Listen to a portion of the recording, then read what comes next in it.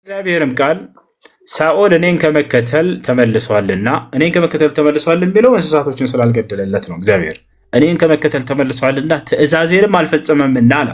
ይህ ትእዛዝን ሁሉ ፈጽሟል፣ ሰዎችን ሁሉ ገድሏል። እንስሳቶችን ግን ስላልገደለ ግደል ብሎ ስላልገደለ ትእዛዜን አልፈጸመም እያለ ነው። እግዚአብሔር አልፈጸመምና ስላነገስኩት ተጸጸትኩ አለ። እግዚአብሔር ተመልክቼ አምላክ ይጸጸታል። ተጸጸትኩ አለ ብሎ ወደ ሳሙኤል መጣ አለ። የእግዚአብሔር ድምፅ ማለት ነው። ወደ ሳሙኤል ነቢዩ ሳሙኤልም ተቆጣ፣ ሌሊቱን ሁሉ ወደ እግዚአብሔር ጮኸ አለ። ምክንያቱም አልገደላቸውም። ሳሙኤል ምን አለ? ይህ እንስሳቶቹ ድምፅ የምሰማው ለምንድን ነው? ከየት ነው የምሰማው አለ። ሳኦልም ህዝቡ ለአምላክህ ለእግዚአብሔር ይሰዋቸው ዘንድ መልካሞችን በጎችና በሬዎችን አድናቸዋልና ከአማሌቃውያን አምጥቷቸዋልና የቀሩትንም ፈጽመህ አጥፋና አለው። ሳሙኤልም ሳኦልን ወደ ቆይ እግዚአብሔር ዛሬ ሌሊት የነገረኝን ልንገርህ አለው። እርሱም ተናገር አለው። እሺ ዝቅ አድርጎ 17ን ሳሙኤልም አለ በዓይንህ ምንም ታናሽ ብትሆን ለእስራኤል ነገዶች አለቃ አልሆንክምን? እግዚአብሔርም በእስራኤል ላይ ንጉሥ ትሆን ዘንድ ቀባህ። እግዚአብሔርም ሄደህ ኃጢአተኞቹን አማሌቃውያንን ፈጽመህ አጥፋቸው፣ እስኪጠፉም ድረስ ውጋቸው ብሎ በመንገድ ላከህ። ለምርኮ ሳስተህ ለምን የእግዚአብሔርን ቃል አልሰማህም? ለምንስ በእግዚአብሔር ፊት ክፉ አደረግክ አለው። እስኪ ሳኦልም ሳሙኤልን የእግዚአብሔርን ቃል ሰምቻለሁ፣ እግዚአብሔርም በላከኝ መንገድ ሄጃለሁ፣ የአማሌቅን ንጉሥ አጋግንም አምጥቻለሁ፣ አማሌቃውያንም ሁሉ ፈጽሜ አጥፍቻለሁ። ይህን እንግዲህ እግዚአብሔር አዞት ነው ያደረገው። 21 ሕዝቡ ግን ለአምላክህ ለእግዚአብሔር በገልጌላ ይሰዉ ዘንድ ከአርሞ የተመረጡትን በጎችን በሬዎችን ከምርኮው ውሰድ አለው። እሺ ሳሙኤልም በውኑ የእግዚአብሔርን ቃል በመስማትህ ደስ እንደሚለው በእግዚአብሔር በሚቃጠልና በሚታረድ መስዋዕት ደስ ይለዋልን? እነሆ በመታዘዝ ከመስዋዕት ማዳመጥም የአውራ በግ ስብ ከማቅረብ ይበልጣል። እሺ ወረድ አድርገው መጨረሻ ላይ ምን አለ? ቁጥር 29 ላይ አድርገው ያውና የእስራኤል ኃይል እንደ ሰው የሚጸጸት አይደለምና የዋሽም አይጸጸትም አለው። እንዳጠቃላይ እግዚአብሔር እንደሚጸጸት ይነግረናል። ለማንኛውም እዚህ ቦታ ላይ ምን መሰለሽ ሃኒ እግዚአብሔር ሕፃናቶችን ግደሉ ይላል፣ ያስገድላል። ለምን እንዲገደሉ እንዳዘዘ ሲናገር እስራኤላውያኖች ከግብፅ በወጡ ጊዜ አማሌቅን በመንገድ እየተቃወሙ ገድለዋቸዋልና እነዚህን ግደሏቸው ብሎ ይናገራል። ይህ ነገር ትክክል ነው ብለሽ ታምኛለሽ? ምን ትያለሽ?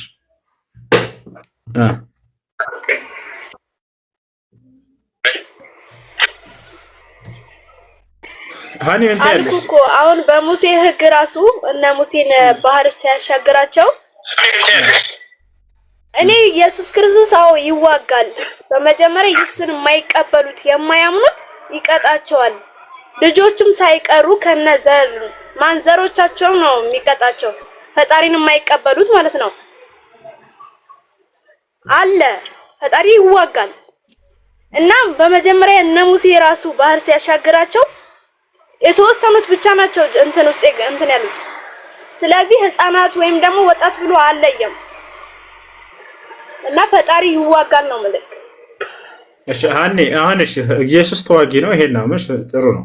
ለማን አሁን እያልኩሽ አለሁት ይህ ነገር የሆነው አማሌቃውያንን እንዲገድል ያዘዘበት ምክንያት እስራኤላውያኖች ከግብፅ በወጡ ጊዜ በሙሴ ጊዜ የዛኔ መንገድ ተገድለዋቸዋል እና አማሌቃውያን ለዚያ ብዬ ነው አሁን በሳሙኤል ጊዜ ከ400 ዓመት በኋላ ግደሏቸው እያለ ያለው ነው።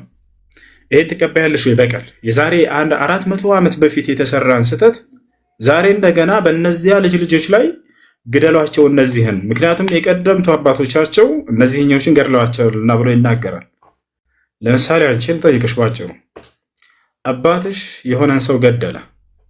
ከዚያ በኋላ አባትሽ ለፍርድ ተፈልጎ ጠፋ። ከዚያ የነዚያ የገደለባቸው ቤተሰቦች ሃኒን አንቺን ያዙሽና ፍርድ ቤት አቀረቡሽ። ለምን ሲባል አባቷ ገድሎብላንና ብለው ተናገሩ። ይወተሻል። ይሄ ትክክል ነው ብለሽ ታምኛለሽ? አንቺ ከዚያ በአባትሽ ፋንቻ አንቺን ሊገልሽ ማለት ነው። ይሄ ፍትህ ነው ወይስ ገዳዩ ተፈልጎ ራሱ ነው ለህግ መቅረብ ያለበት? ገዳዩ ተፈልጎ ራሱ ነው ለህግ መቅረብ ያለበት አይደለ? አንቺ ንጹህ ነሽ፣ አልገደልሽም፣ ምንም አታውቂም፣ ስለዚያ ጉዳይ የለሽበትም፣ አልሰማሽም። አላገሽም በሐሳብ በአባትሽም በዛ ነገር ላይ አልደገፍሽም። ግን አንቺን አመጣና አንቺ ነሽ ለፍርድ ትቀርቢያለሽ፣ አንቺ ትገዳያለሽ ተባልሽ። ምንድን ነው እግዚአብሔር ይሄን ያደረገው? ይሄን ደግሞ ምን የሰጠሁሽ ምሳሌ በአንቺና በአባትሽ ነው። ምንም ርቀት የለም በመካከላችሁ፣ በአንድ ጊዜ ያላችሁ ናቸው። እግዚአብሔር ግን ያደረገው የ400 ዓመት ርቀት ባላቸው ህዝቦች መካከል ነው። ይሄን በቀል የ400 ዓመት ይሄን ታሪክ ነው በቁርአን ላይ በመጀመሪያ በኦሪት ዘመን ውስጥ አንድ ሰው ከቤተሰቡ ወይም በቁርአን ላይ የእናንተ ቁርአንና የኛ መጽሐፍ ቅዱስ እኮ አይገናኝም። ታገናኙ የኛ እምነት እና የእናንተ እምነት አይገናኝም። ለንቻ አይደለም። ምን ያክል ፍትሃዊ እንደሆነ አምላካችን አላህ ፈጣሪ ሌላ ነው፣ የእናንተ ፈጣሪ ሌላ ነው። ከአንድ የሚያደርግ እኛም ሰው እናልክ እሱ አይሆን። እኔ አሁን ይሄን ያልኩት ልንገራችሁ ቁርአን ላይ ያልኩት ለሙስሊሞች ነው። አንዴ ይሄው የሚረብሽ ቦታ ላይ ያለሽ ወሃኔ ሳውል በጣም ደግና መልካም የሆነ ሰው ነው። ልክ እንዲሁ በዘመኑ የተላከው ነብይ ተጠቅሷል። ስሙ አልተጠቀሰም፣ ግን ታሪኩ ተጠቅሷል። ሳውል ማን ይባላል በቁርአን ላይ? ማን ነው የሚመልስ ኮሜንት ላይ? እጅግ በጣም ደግና መልካም የሆነ ሰው ነው። ግን እዚህ ጋር ሳኦል እጅግ በጣም ጨፍጫፊና ህፃናቶችን ብላቴናዎችን የገዳደለ እንደሆነ ይናገራል። ማን ይባላል? ማን ይመልስ? فلما فصل طالوت بالجنود قال إن الله مبتليكم بنهر طالوت ይባላል طالوت فلما فصل طالوت بالجنود قال إن الله مبتليكم بنهر فمن شرب منه فليس مني ومن لم يطعمه فإنه مني إلا من اغترف غرفة بيده فشربوا منه إلا قليلا منهم فلما جاوزه هو والذين آمنوا معه قالوا لا طاقة لنا اليوم بجالوت وجنوده قال الذين يظنون أنهم ملاقوا الله كم من فئة قليلة غلبت فئة كثيرة بإذن الله والله مع الصابرين ولما برزوا لجالوت وجنوده قالوا ربنا أفرغ علينا صبرا وثبت أقدامنا وانصرنا على القوم الكافرين فهزموهم بإذن الله وقتل إيالا يناقر طالوت በጣም ደግና መልካም ሰው ነው። አላህ ስብሐነሁ ወተዓላ የመረጠው በዘመኑ ባለው ነቢይ በሳሙኤል ዓለይሂ ሰላም መካከል የተመረጠላቸው ታላቅ መሪ ነበር። እርሱን አንሰማም ብለው ሰዎች እርሱ በአላህ ትእዛዝ ላይ ቀጥ ያለ ሰው ነበር። ከእርሱ ጋር ደግሞ ጥቂት አማኞች እንትን ያሉ ነበሩ፣ አብሮት የተከተሉት ነበሩ። ያ እንደ አጠቃላይ ጣሉት በጣም ደግና መልካም ሰው ነው። ነቢይ አይደለም እሱ በዘመኑ ባለው ነቢይ አማካኝነት የተመረጠ እንደሆነ ይናገራል ቁርአን። ይኸውና እዚህ ላይ በዘመኑ ባለው ነቢይ በሳሙኤል ዓለይሂ ሰላም የተመረጠ የሆነ መልካም መሪ ነበር ለህዝቦቹ። ወቃለ ለሁም ነቢዩሁም ኢነላሃ ቀድ በዐሰ ለኩም ጣሉተ መሊካ። ነቢዩም አላቸው እነሆ ለእናንተ መሪ ይሆን ዘንድ ጣሉትን ልኮላችኋል ይላቸዋል። ከዚያ አምላክ አላህ ያን ነቢይ ያናግረዋል። ያ ነቢይ ደግሞ ጣሉትን ወይንም ሳኦልን ያናግረዋል እየሄደ ያ ነው። ነገር ግን እዚህ ጋር ህፃናቶችን እንደገዳደለ ይናገራል ቁርአን። መጣና ነው በጣም ደግና መልካም የሆነ እኔ ራሴ የመረጥኩት የሆነ መሪ ነው ብሎ ገለጸው። ያ ነው ألم تر إلى الذين خرجوا من ديارهم وهم ألوف حذر الموت فقال لهم الله موتوا ثم أحياهم إن في ذلك لآية። እዚህ ጋር ደግሞ የሚናገረው ስለ ሕዝቅኤል ነው። ሕዝቅኤል ታውቁታላችሁ። እነዚህ ስማቸው ያልተጠቀሱ ነቢያቶች ዙልኪፍል እሱ ነው ይባላል። ግን ታሪኩ በሺዎች የሚቆጠሩ የሞቱ ሰዎችን ህያው ያደረገው ነቢይ ማን ነው? ሕዝቅኤል ይባላል አይደል? ዙልኪፍል ይባላል። አላህ በቁርአን ላይ ታሪኩን ይጠቅሰዋል። ልክ ከዑዘይር በኋላ ወይም ከእዝራ በኋላ ያስነሳው የሆነ ነቢይ ነው። ታሪኩን ከዚህ በፊት ነግራቸዋለሁ።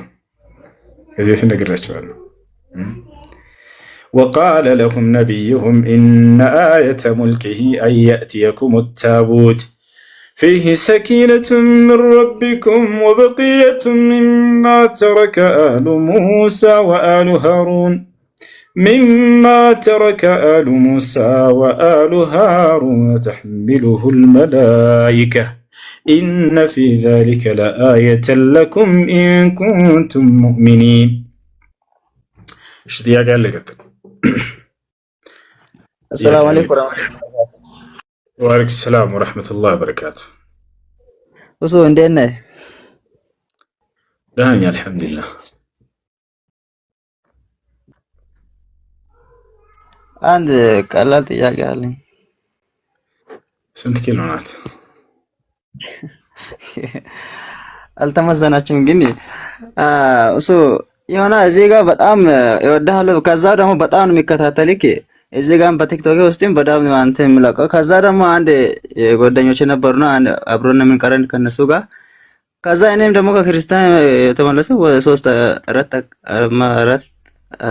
አካባቢ ነው አመት አካባቢ ነው። ያው ልጆች እዚህ ጋር አብሮ የሚንቀረ ልጆች አሉ። ከዛ ለምንድን ነው እሱን ብዙ ትከታተላለህ ምናምን አሉ። እሱ እኮ አንዳንዴ ምናምን ስህተቶች ሰራ ምንድነው ስህተቶች ሲል የፀጉር አቆራረጥም ትንሽ ከሸሪዓ አንፃር እንዴት ይታያል ምናምን አሉኝ። ከዛ እሱ ለብዙ ሰዎች መልስ ሲሰጥ አይቻለሁ። ይቻላል አይቻልም ያሉትም አሉ።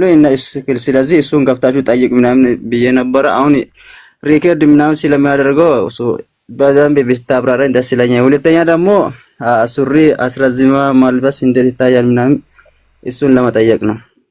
ነሃ ረሱላህ 50 ጊዜ ነው ይሄን ጥያቄ የመለስኩት። ወላሂ ከ50 ጊዜ ይበልጣል። አሁንም አንተ ሰምቻለሁ ከዚህ በፊትም ብለህ ነበር፣ ግን ልድገምልህ። ነሃ ረሱላህ ሰለላሁ ዐለይሂ ወሰለም አኒል ቀዝዕ፣ የአላህ መልእክተኛ ነብይ ሰለላሁ ዐለይሂ ወሰለም ከቀዝዕ ከልክለዋል። ቃለ አልኢማሙ ነወዊ ረሒመሁላሁ ተዓላ ወገይሩሁ ሚን አህሊል ዒልም አልቀዝዕ መዕናሁ ሐልቁ ሸዕር ባዕደሁ ወተርክ ባዕደሁ። ቀዝዕ ብሎ ማለት ትርጉሙ ምን ማለት ነው? የፀጉሩን ከፊሉን ምልጥ ልጭት አድርጎ ከፊሉን መተው። አባትህ ህፃን እያለ ጋሜ ቆርጠህ አውቃ? ጋሜ ነው ትባኖች ትንሽ የዚህ ቁርጭጭ አድርገው እንደ ሮናልዶ የተወላቸውና ከዛ በኋላ ይሄንን ይላጩታል። ገብታችኋል አይደል? አላ መክሩህ፣ ይሄ የተጠላ ነው፣ መክሩህ ነው ቀዝዕ። ገብታችኋል አይደል? ያ ነው ነቢያችን ሰለላሁ ዐለይሂ ወሰለም በአካባቢያቸው የሆነ ህፃን ልጅ አዩ። ፀጉሩን ከፊሉን መልጥ አድርገው ከፊል ትንሽ ትተውበታል። ነቢያችን ሰለላሁ ዐለይሂ ወሰለም አንከረ ዐለይሂም፣ ይሄን ያስተባበሩባቸው። ይሄ ራሱ ምንድነው ከተባለ ይሄ መክሩህ ነው። ሌላው ነገር ሱሪ ቃለ ነቢዩ ሰለላሁ ዐለይሂ ወሰለም ማ አስፈሉል ከዕበይን ፈፊናር፣ ከቁርጭምጭሚት በታች ያለ የእሳት ነው አሉ ነቢያችን ሰለላሁ ዐለይሂ ወሰለም። ማ አስፈሉል ከዕበይን ፈፊናር፣ ከቁርጭምጭሚት በታች ያለ የእሳት ነው አሉ። እዚህ ቦታ ላይ ልክ እንዲሁ መቆረጥ አለበት የሚል ሀሳብ እንሰማለን ከልጅ እያለን። መቆረጥ አይደለም ያሉት ነብዩ ሰለላሁ ዐለይሂ ወሰለም ከቁርጭምጭሚት በታች እንዳይወርድ አሉ። ከዛ በላይ ልታጥፈውና ልታስቀምጠው ትችላለህ። ገብቶሃል አይደል? አላህ ሱብሓነሁ ወተዓላ ብቻ ያንን ከቁርጭምጭሚት በታች እንዳይወርድ ነው ያለው ነብዩ ሰለላሁ ዐለይሂ ወሰለም። እሱ ነው የተናገሩት። አይ በሌላ ሐዲስ ላይ ሊባሱል ሙእሚን ኢላ ንስፈ ሳቅ አሉ። የሙስሊም ልብስ እስከ ቅልጥሙ ግማሽ ድረስ ነው ብለዋል። እሱ ሱና ነው። ነገር ግን ግዴታ እስከ የት ድረስ ነው ከተባለ እስከ ቁርጭምጭሚት ድረስ ነው። ሌላው ነገር በዑለሞች መካከል በዚህ ጉዳይ ራሱ ኺላፍ አለው። እሱም ምንድነው ከተባለ የአቡበክር ሲዲቅ ልብስ ከቁርጭምጭሚቱ በታች ተጎትቶ የሚሄድ ነበር። ከቁርጭምጭሚቱ በታች ወርዶ የሚሄድ ነበር። ገብታችኋል? ነቢያችን ሰለላሁ ዐለይሂ ወሰለም ታዲያ እርሱን አስመልክተው ምን አሉ? አንድ ሐዲስ ተናገሩ። ምን አሉ? ከዚያ በፊት ማለት ነው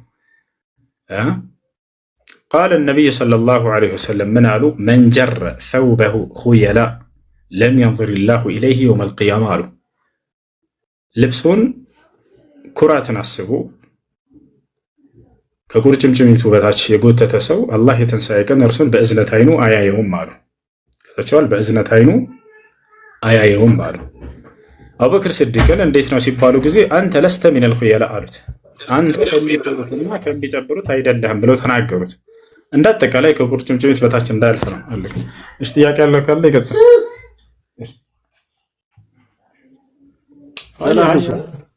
ሰላም እንዴት ነህ? ዝጋው። እሺ ዝጋው። እንዴት ነህ? ሰላም ነው። ቲክቶክ ላስገባ ናሽ አንዴ። ደህና ነኝ አልሐምዱሊላህ። አሰላሙ አለይኩም በላቸው። አሰላሙ አለይኩም። እወዳቸዋለሁ።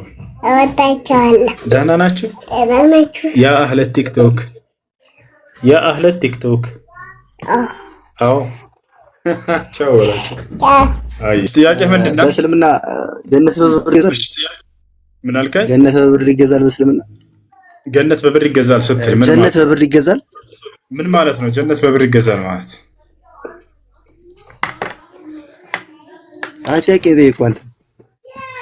አይ ወይ ደግሞ ነው ማለት ነው። አይ ወይንም ነው ለማለት በጀነት በብር ይገዛል ከሆነ ጀነት በብር አይገዛም። ጀነት የሚገኘው በእምነትና በስራ ነው። ከስራዎች መካከል አንደኛው ምንድነው? ለደሃዎች ምጽዋት ማውጣት። ገንዘብ ካለ ለደሃዎች ትሰጣለህ፣ ይሄን ታደርጋለህ። ወይንም ደግሞ ለተቸገሩ ሰዎች ታበላለህ። ይሄ ለማለት ነው። ስለዚህ በብር ጀነት በብር አይገኝማ፣ አይገዝም። በእምነትና በስራ ነው የሚገኘው። ከስራዎች መካከል አንደኛ ምጽዋት ማድረግ ይላል። ይሄ መጽሐፍ ቅዱስ ላይ አለ ወይም ቁርአን ላይ አለ። ምጽዋት ታደርጋለህ ለድሃዎች። ከምን አውጥተህ ከተባለ ከገንዘብህ አውጥተህ። ግን ሰውየው ያለ እምነት ዝም ብሎ ገንዘቡን አውጥቶ ገነትን መግዛት ይችላል ወይ? ዓለምን የሚሞላ ገንዘብ ብትሰጥ ገነት በብር አይገዛም። ስለዚህ አንድ ቪዲዮ ላሳየ። የምን ቪዲዮ? ና የምን ቪዲዮ? በሀሳብ ሞግት።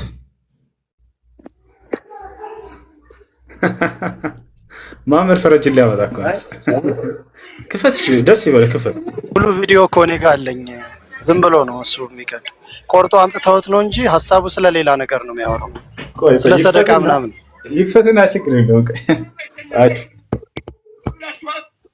ሰላት ለመስገድ ብር ያስፈልጋል አያስፈልግም? አዳምጥ እናዳምጥለት። ብር ይፈልጋል። ዝም ብለህ ያረቢ ጀነት ብትል የለም። አምጣ ብር አምጣ። መጀመት የሚሰጥ ብር ከሌለ ጀነት የለም። ልብ ብላችኋል። ሰላት ለመስገድ ብር ያስፈልጋል አያስፈልግም? አያስፈልግም? ያስፈልጋል። ብር ከሌለ ጀነት የለም። አየህ፣ ጀነት ምን ይፈልጋል? ብር ይፈልጋል። ጀነት ብር ይፈልጋል። ጀነት ስለዚህ ማለት ጀነት በብር ይገዛል ወይ ደግሞ ሶላት ሲሰገድ ራሱ በብር ነው እያለ ነው። ስለዚህ ኡስታዝ ምን እያለ ነው? ሙሉ ቪዲዮን ክፈተው እስኪ። ሰምተዋል? ሙሉ ቪዲዮን ያው እንዴ ከዚህ አይደለም ሙሉ ቪዲዮ ሰውየው ስለምን እያስተማረ እንደው ሙሉ ቪዲዮን ሰምተሃል ወይንስ እቺን ብቻ ነው የሰጠው? መጀመሪያ ያው ጀነት በብር ይገዛል ሙሉ ቪዲዮ ከቪዲዮ ላይ እኮ በቃ ኖርማሊ ጀነት በብር እንደሚገዛ የተናገረው ነው። አይደለም ሁለት ደጋግሞ ነው ያለው። አዳምጥ እባክህን። መጀመሪያ ስትገባ ወላሂ አላህ ሻሂዴ ነው፣ አላህ የውስጤን ያውቃል። ይሄ ቪዲዮ እንደምታመጣ ስለማውቅ ነው መልሱን እንደዛ ብዬ መለስኩልህ። ጀነት በገንዘብ ይገዛል ወይ? አይገዛም አልኩ። ነገር ግን ጀነት የሚገኘው በእምነትና በስራ ነው። ከስራዎች መካከል አንደኛው ምጽዋት ማድረግ ነው፣ ሰደቃ እያለ ሰውየው እየተናገረ እየሰማሁ ነው አይደለ? ስለ ሰደቃ እያስተማረ ሙሉም ቪዲዮ አቅርቦ እስኪ አንተ አዳምጥ። ሰደቃ እያለ ነው እዛው ላይ ራሱ እሱ ይከፍትልሃል፣ ከታች ሁሉ ይከፍትልሃል። ግን ሰደቃ ማለት ታውቃለህ? ሰደቃ ማለት ታውቃለህ? አታውቅም? ሰደቃ ምንድን ነው በእናንተ መስለኛ እንደ መስገድ ምጽዋት ማለት ነው። አይደለም መስገድ አይደለም ምጽዋት ታውቃለህ? ሶላት በብር ይገዛል ማለት ሰውየው ለመስገድ የሚያወጣቸው ወጮች ይኖሩታል። ለምሳሌ ልብስ ለመግዛት ሊሆን ይችላል። ከሶላት ጋር የሚያያዙ የምታወጣቸው ወጮች አሉ። መስገጃ ሊሆን ይችላል። እነዚያን ሰውየው ማንኛውንም አምልኮ ለማድረግ በምትፈልግ ጊዜ ያስፈልጋልና ሰውየው መተኛት የለበትም፣ ሊሰራ ይገባዋል። ሰደቃ ለማውጣት እንዲሁም የአምልኮ ስርዓቶችን ለመስራት የሚያስፈልጋቸው ወጮችን እነሱን ገንዘብ ሊሰራ ይገባል እያለ ሙስሊሞች መስራት እንዳለባቸው እያበረታታ ነው። ያ እሺ፣ መስጂድም ስለመገባት ሰው መስጂድ ሙሉውን ቪዲዮ አቀርባለሁ እያለ ነበር። ሙሉውን ቪዲዮ ክፈተውና እናዳምጠው። በቃ በዚህ ላይ ነው ሐሳቡ። 40 ደቂቃ 50 ደቂቃ ፕሮግራም እኮ ነው እንዴ? እሺ፣ በዚህ አሁን በነገርኩህ ላይ ነው የሚያጠነጥነው። አሁንም በዚሁ አንጻር ያው 40 ደቂቃ 50 ደቂቃ ነው እያለህ ነው። እንትን ሄደህ ዩቲዩብ ላይ ሙሉን እየውና ከዚያ በኋላ ትረዳዋለህ። እኔ ባስረዳሁ ከዚህ ውጭ የሚወጣ አይደለም። እኔ ጥቅልል አድርጌ ነው ያስረዳሁ። አንድ ሰው ገነትን የሚያገኘው በእምነትና በስራ ነው። በቁርአን ላይ ማስረጃ ላሳየህ እችላለሁ። ኢነል ለዚነ አመኑ ወዐሚሉ ሷሊሓት ይላል፣ ለሁም ጀናቱ ነዒም ይላል። ለምሳሌ እነዚያ አምነው መልካምን የሰሩ ለእነርሱ የገነት ጸጋ አለላቸው ይላል። አምነው አየህ አይደለ? እምነት ይቀድማል። እምነት ከስራ በፊት ነው። እምነት ከሌለ ስራ ዋጋ የለው። ስለዚህ ለመረበሽ ነው የመጣሽው ማለት ነው። እያስረዳሁት ራሱ ከኔ ጋር አይደለም። አጭሁ ያንን እንትን ይላል። አላህ መስተዓን። እሺ እሱ ጥያቄ ልጨርስ እንዴ? እና አንዴ ተረጋጊ። ተረጋጊ። እሺ ምጽዋት እንድታወጡ ኢየሱስ ክርስቶስ ያዛል። ምጽዋት እንድታወጡ ኢየሱስ ክርስቶስ ያዛል። ምጽዋት የሚወጣው ከምንድን ነው? ለምንስ ነው? አምላክ በነቢያት በኩል ምጽዋት እንድታወጡ ያዛል። ገንዘብ እኮ ነው፣ ሌላ ነገር እኮ አይደለም። ያንን የሚገኘው ምጽዋት አውጥተህ ምንድን ነው የምታገኘው ከተባለ ገነትን ታገኝበታለህ አይደለ? አንድ አስተማሪ ቆመና በመካከላችሁ ቤተክርስቲያን እንዲሰራ ገንዘብ ልታወጡ ይገባል፣ ይህን ብታወጡ ገነትን ትወርሱባታላችሁ፣ ይህን ባታወጡ ግን ያን ገነትን ላትወርሱ ትችላላችሁ ብሎ ቢናገር ስለዚህ በገንዘብ ነው የሚገዛው ገነት ማለት ነው። ገንዘብን አውጡ ስላለ ለቤተክርስቲያን ማሰሪያ ቆም ብላችሁ አስቡ። እንዲህ አይነት ቪዲዮ እየቆራረጡ እያመጡ ጭንቅላታችሁን የሚያበላሿችሁን መምህሮች ወላሂ ላዚም በጣም የሚያሳዝኑት። እኔ በእናንተ ላዝነው በእነሱ ነው ምን ያክል እንደሚንቋችሁ ማለት ነው። አላህ ስለ ፈርዖን ሲናገር ፈስተኸፈ ቀውመሁ ፈአጣዑሁ አለ። ፈርዖንም ህዝቡን አቄላቸው ተጫወተባቸው እኮ አለ አላህ። ገብታችኋል? እነዚህም ሰዎች በእናንተ እየተጫወቱ ነው። ስለምን እያወራ እንደሆነ ግን እስኪ እንዳው ሙሉ ቪዲዮውን ታሰማናለህ በሉት እስኪ። እንዲህ እየቆራረጡ የሚሰጧቸውን ሰዎች ስለምን ሊገስጻቸው ፈልጎ ነው? ይህ አካል ይሄ ላይ ገንዘብ ላይ ትኩረት አድርጎ እየተናገራቸው ያለው ምናልባት እኮ ምጽዋት ማውጣት እንዳለባቸው እየመከራቸው ቢሆንስ ብላችሁ እንዴት ቆም ብላችሁ አታስቡ? ገብታችኋል? ለማንኛውም ጥያቄሽ ምንድን ነው? እሱ ወንድ ስታዝ ላይ ቁርአን መቅራት ይቻላል? እና ሁለተኛ ጥያቄ ደግሞ ረመዳን ቤት የምንሰራ በኤልፎርም በሱሪ መስራት እንችላለን? ይሄ ነገር ይሁንታ። እሺ ሴቶች ኡስታዞች አሉላችሁ፣ ከነሱ ጋር መቅራት ነው ያለባችሁ። ከሴቶች የሚያቀሩ ከሌሉ ከወንዶች ጋር መቅራት ትችላላችሁ። መስፈርቱ ምንድነው? በፍጹም ሳትገናኙ እንዲህ በአካል መገናኘት አይሆንም። አንዱ ፊት ለፊት እየተያዩ ተገላልጠው አይሆንም። ምናልባት በኢንተርኔት መሰለኝ አረብ ሀገር ያላችሁ ልጆች ናቸው የምትቀሩት። እሱ ወንድና ሴት ሳይቀላቀሉ ለብቻቸው ለሴቶች ግሩፕ ተከፍቶላቸው ለወንዶች ለብቻ ግሩፕ ተከፍቶላቸው ቢያስቀራቸው ችግር የለውም እንደሱ።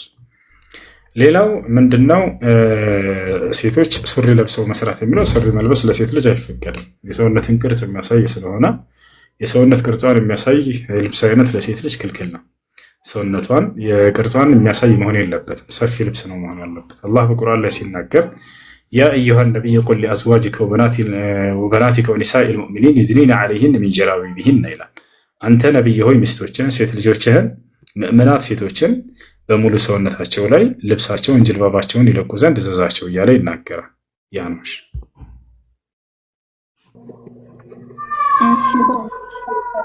ሰላም አለይኩም። እሺ የሸዋ ጥያቄ አለ? ሰላም የሸዋ አለ? ሰላም ነው አለን። አልሐምዱሊላህ ደህና ነኝ አልሐምዱሊላህ።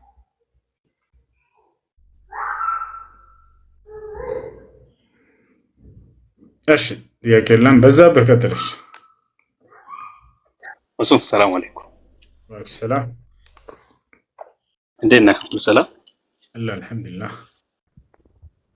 የአሹራ ጾም ዛሬ ያልጾመ ሰው ማለት ነው ወይም ትናንትናም ያልጾመ ሰው ነገ ጁማ ስለሆነ እንዴት ነው መጾም ይፈቀዳል? ተጠይቅ የዛሬውን ጾም ያልጾመ ሰው ነገ መጾሙ እንትን የለውም፣ አይቻልም፣ አልተደነገገልንም። ዛሬ ነው ዋናው። እሱን ለጾመ ሰው ነገን መጾም ይችላል፣ ትላንት ካልጾመ ማለት ነው።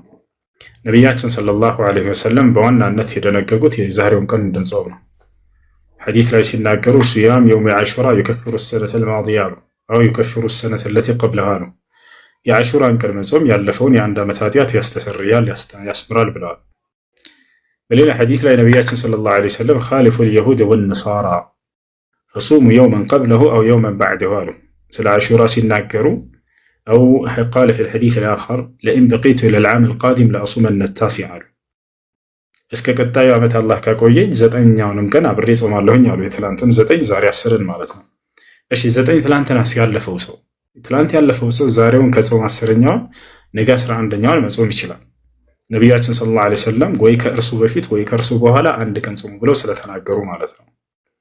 እሺ ታዲያ በአንድ ሐዲስ ላይ ጁምዓ ቀንን መጾም የተጠላ ነው ብለው ተናግረው የለ እንዴ ልትሉ ትችላላችሁ?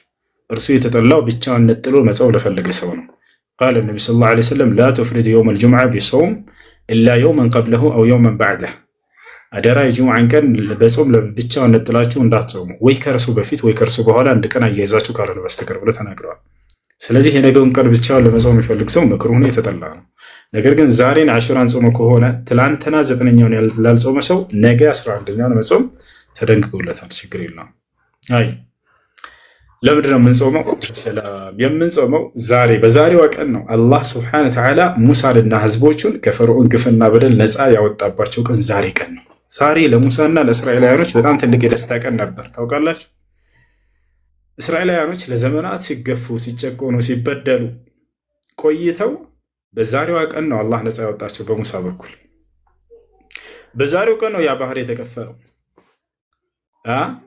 ልክ በዛሬዋ ሌሊት ላይ ባለፈችዋ ሌሊት ላይ ነበር ፈርዖን እስራኤላውያኖችን በዛሬዋ ሌሊት ተጨርሳቸዋለሁ ብሎ እንዳለ የእስራኤላውያን ማነው ግብፃውያኖችን ሰራዊት በየክፍለ ከተማው ሁሉ እዘዘዋል።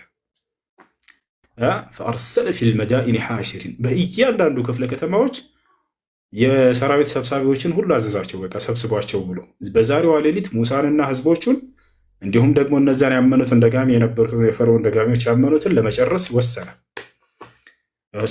ይህን በወሰነ ጊዜ አላህ በዛችው ሌሊት ሙሳን አዘዘው። ወአውሐይና ኢላ ሙሳ አን አስሪ ቢዒባዲ ኢነኩም ሙተበዑን። ወደ ሙሳም ትእዛዜን አስተላለፍኩለት አለ አላህ፣ እናንተ በሌሊት አን አስሪ ቢዒባዲ። አስሪ ብሎ ማለት የሌሊት ጉዞ ነው። ኢስራ ብሎ ማለት የሌሊት ጉዞ ነው። ህዝቦቼም በሌሊት ይዘህ ውጣ ብለው ተናገሩ። ኢነኩም ሙተበዑን፣ እናንተ ተከታዮች ያሏችሁና ከኋላ ፈርዖንና ሰራዊቶቹ ይከተሏችኋልና ነው። በቃ ተዘጋጅተው እነሱ አሰናድተው ጨርሰዋል። ሙሳና ህዝቦቹ ይሄንን አልባነኑም ነበር። ነገር ግን ሁሉም የማይደበቅበት አምላክ አላህ ይሄንን ለሙሳ ነገረው። በቃ እየተከተሉ ነው አለው። ህዝቦችን ይዘህ ውጣ ከዚህ ከግብፅ ሀገር አለው። ከዛ በኋላ ይዟቸው ወጣ። እየወጣ እያለ ልክ ባህሩ ጋር ደረሱ። በቃ ባህሩ ጋር ደረሱ። ማለፊያ አጡ። ከፊት ለፊታቸው ባህር ተጋረጠባቸው። ከኋላ ደግሞ ፈርዖንና ሰራዊቶቹ እየገሰገሱ መጡ፣ ደረሱባቸው። ተያዩ፣ ፊት ለፊት ተቀራረቡ። ያ ጀማዓ ተቀራረቡ። አላህ በቁርአን ላይ ሲገልጸው ይህን በሱረቱ ሹዓራ ላይ ፈለማ ተራ አልጀምዓኒ ቃለ አስሓቡ ሙሳ ኢና ለሙድረኩን አለ። ሁለቱም ጭፍሮች የሙሳና የፍርዓውን ጭፍሮች በተያዩ ጊዜ አለ ተያዩ። ቃለ አስሓቡ ሙሳ በዚህ ጊዜ የሙሳ ተከታዮች ምን አሉ? ኢና ለሙድረኩን እኛ ተደርሶብናል፣ በቃ እኮ አሉ። እኛ ተደርሶብናል፣ አለቀልን እኮ ሙሳ አሉት። በአላህ ላይ ሙሉ እምነት ያለው ሙሳ ግን በአላህ ላይ ሙሉ ተስፋ ያለው ሙሳ ግን ሐሳቡ ሌላ ነበር። ምን አለ? ቃለ ከላ ያኒ ለይሰ አልአምሩ ከማ ተቁሉን፣ አይ ነገሩ እንደምትሉት አይደለም፣ አይደርስብንም፣ አብሽሩ አላቸው። እንዴ ከኋላ እኮ ደርሰዋል። እዚህ ከአላህ ጋር ሙስተሒል የሚባል ነገር የለም። ይሄን ያውቃል ሙሳ። ከአላህ ዘንድ የማይቻል ነገር የለም። ከላ አላቸው፣ ነገሩ እናንተ እንደምትሉት አይደለም። ለምን ይሄንን አለ? ለምን ይሄን ሙሉ ተስፋ ያለው ቃል እንዲናገር አደረገው ሙሳ? ኢነ መዒ ረቢ ሰየህዲን አለ፣ ከእኔ ጋር ጌታዬ አለና እርሱ መንገዱን ያበጅልናልና አለ። ያሰላም። በጭንቅንቅ ውስጥ ሆነው የአላህን ተስፋ ግን ሰፊ ሆኖ ያዩ ነበር ነቢያቶች። ለዚህ ነው ነቢያችን ሰለላሁ ዐለይሂ ወሰለም ልክ እንዲሁ የመካ ከሃዲያኖችና ሹማምንቶች፣ የመካ ንጉሶች፣ ወጣቶች እንዳለ ሁላቸውም እየተከተሏቸው እያሳደዷቸው በዋሻው ውስጥ ተደብቀው ሳሉ ልክ አሁንም በሙሳና በፊርዓውን መካከል እንደሆነው ማለት ነው። ከዚያ ጠላት እንዳለ ተከትሏቸዋል። ከዚህ አቡበክር ሲዲቅና ነቢ ሰለላሁ ዐለይሂ ወሰለም ናቸው ዋሻ ውስጥ ተቀምጠዋል። ውስጡ እንዳለ እርሳቸውን እያሳደዷቸው ማለት ነው። ሙሐመድን ገድሎ ይዞ የመጣ በአስክሬኑንም ሆነ ከነ ህይወቱ ይዞ ለመጣ 100 ግመል ሽልማት አለው ተብለው እንዳለ የመካ ወጣቶች ሁሉ ሰይፋቸውን ይዘው ወጥተዋል። ፈረሳቸውን እየጋለቡ ፍለጋ ወጥተዋል። ሁላቸውም መጥተው ከተራራው በላይ ከዋሻው በላይ እንደዚህ የጫማቸውን ኮቴ ሰሙ። ነቢ ሰለላሁ ዐለይሂ ወሰለም አቡበክር ደርሰውባቸው አልቀው ማለት ነው ጉዳዩ ያቸዋል። አቡበክር ታዲያ ምን አለ? ልክ የሙሴ ህዝቦች እንደተናገሩት እርሱም ተናገረ። ምን አለ? ያ ረሱለላህ አላቸው፣ አንቱ የአላህ መልእክተኛ ሆይ ለው አነ አሐደሁም ነظረ ተሕተ ቀደመይህ ለአብሰረን አላቸው። በቃ ደረሱብን እኮ ከእነርሱ አንዳቸው ከእግሩ በታች ዝቅ ብሎ ቢመለከት እኮ ያዩናል፣ አንቱ የአላህ መልእክተኛ አለ። ታዲያ ነቢ ሰለላሁ ዐለይሂ ወሰለም ልክ እንደ ሙሴ ምን አሉት? ያ አባበክር አሉት፣ አቡበክር ሆይ ማ ظኑከ ቢትነይኒ አላሁ ሳሊሱሁማ ላ ተሕዘን ኢነላህ መዐና። አንተ አቡበክር ሆይ ሶስተኛቸው አላህ ስለሆነላቸው ሁለት አካሎች ምን ታስባለህ አሉት። ከእኔና ከአንተ ጋር አላህ አለ ሶስተኛችን እያሉት ነው። ላ ተሕዘን አትዘን፣ አብሽር ኢነላህ መዐና አላህ ከኛ ጋር ነው እና አሉት። ሙሳ ምን አለ ለእነዚያ ህዝቦች? ከላ ኢነ መዒየ ረቢ፣ አብሽሩ እናንተ እንደምትሉት አይደለም፣ አይደርሱብንም፣ ከእኔ ጋር ጌታ ያለና አለ። ከዚያው ነቢ ሰለላሁ ዐለይሂ ወሰለም ምን አሉ? ኢነላህ መዐና ከእኔና ከአንተ ጋር ጌታ ያለና አብሽር አሉት። አንድ አይነት ቃል ሁለቱም ከዚያ አላህ ምን አለ? ፈአንዘለ ላሁ ሰኪነተሁ ዐለይህ በዚህም ጊዜ በሙሐመድና በጓደኛው ላይ ሰለላሁ ዐለይሂ ወሰለም ወረዲየላሁ ዐን አቡበክር በእነርሱም ላይ እርጋታን አወረድኩባቸው አለ። በተጨነቃችሁበት ጊዜ ትልቁ እርዳታ ገንዘብ አይደለም፣ የሚበላ አይደለም። ነገር ግን ትልቁ ጸጋ ምንድን ነው? በጭንቅ ጊዜ የሚበላ ቢያወርድላቸው እሱ አይደለም ጸጋ። ገንዘብ ቢያፈስላቸው እርሱ አይደለም በዚህ ጊዜ የሚያስፈልገው ጸጋ። በጭንቅ ጊዜ የሚያስፈልገው የውስጥ እርጋታ ነውና አላህ ምን አለ ወደው ፈአንዘለ ላሁ ሰኪነተሁ ዐለይህ በእነርሱም ልብ ውስጥ እርጋታን መረጋጋትን አወረድኩላቸው። መጀመሪያ አለ በቃ ተረጋጉ። ያ ጭንቅና መሸበር ተወገደ ከውስጣቸው። ወአየደሁ ቢጅኑድን ለም ተረውሃ አለ ቀጥሎ እናንተ በማታዩቸውም ሰራዊቶች አገዝኩት ሙሐመድንና ጓደኛውን አለ። እኛ የማናያቸው ሰራዊቶች ማናቸው? መላእክቶች። ወጀዐለ ከሊመተ ለዚነ ከፈሩ ሱፍላ ወከሊመቱ ላሂ ሂየል ዑልያ ወላሁ ዐዚዙን ሐኪም። ያሰላም። ወጀዐለ ከሊመተ ለዚነ ከፈሩ ሱፍላ የእነዚያን የካዱትንም ሰዎች ንግግር የበታች አደረገ።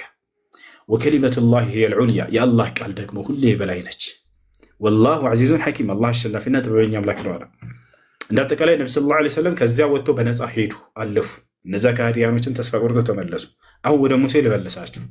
ከዚያ በኋላ ሙሳ ምን አላቸው?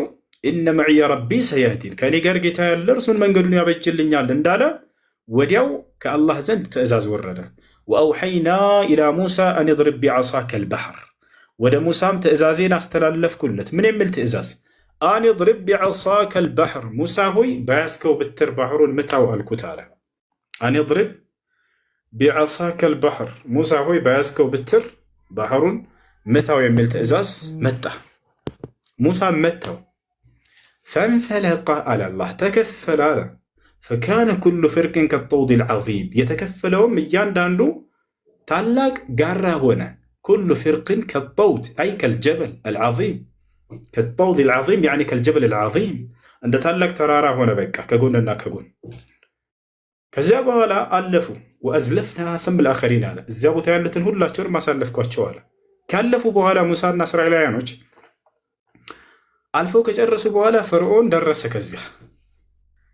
ከዛ ሙሳ እንደ ሐሳቡ ሊመታውና እንደገና እንዲመለስ ፈልጎ ነበር ይላሉ ሊቃውንቶች። አላህ ምን አለው? ወትሩኪል ባህረ ረሕወን አለው። ሙሳ ሆይ ባህሩን እንዳለ ተወው እንዳትነካው አለው። ገብቷችኋል? ወትሩክ አለው ተወው፣ አልባህር ባህሩን ተወው፣ ረሕወን በቃ ሳትመታው እንዳለ ተወው፣ ዝም ብለህ ተመልከት አንተ እኔን ምሰራውን አለው። በቃ ከዚያ ሙሳ ዓለይሂ ሰላም ቁሞ መመልከት ጀመረ ከህዝቦቹ ጋር የሚሆነው። ከዚያ በኋላ ምን አደረገ? ፈርዖንና ሰራዊቱ እስኪገባ ድረስ አላህ ስብሐነሁ ወተዓላ ያንን የተከፈለውን እንዳለ እንደተወው በቃ።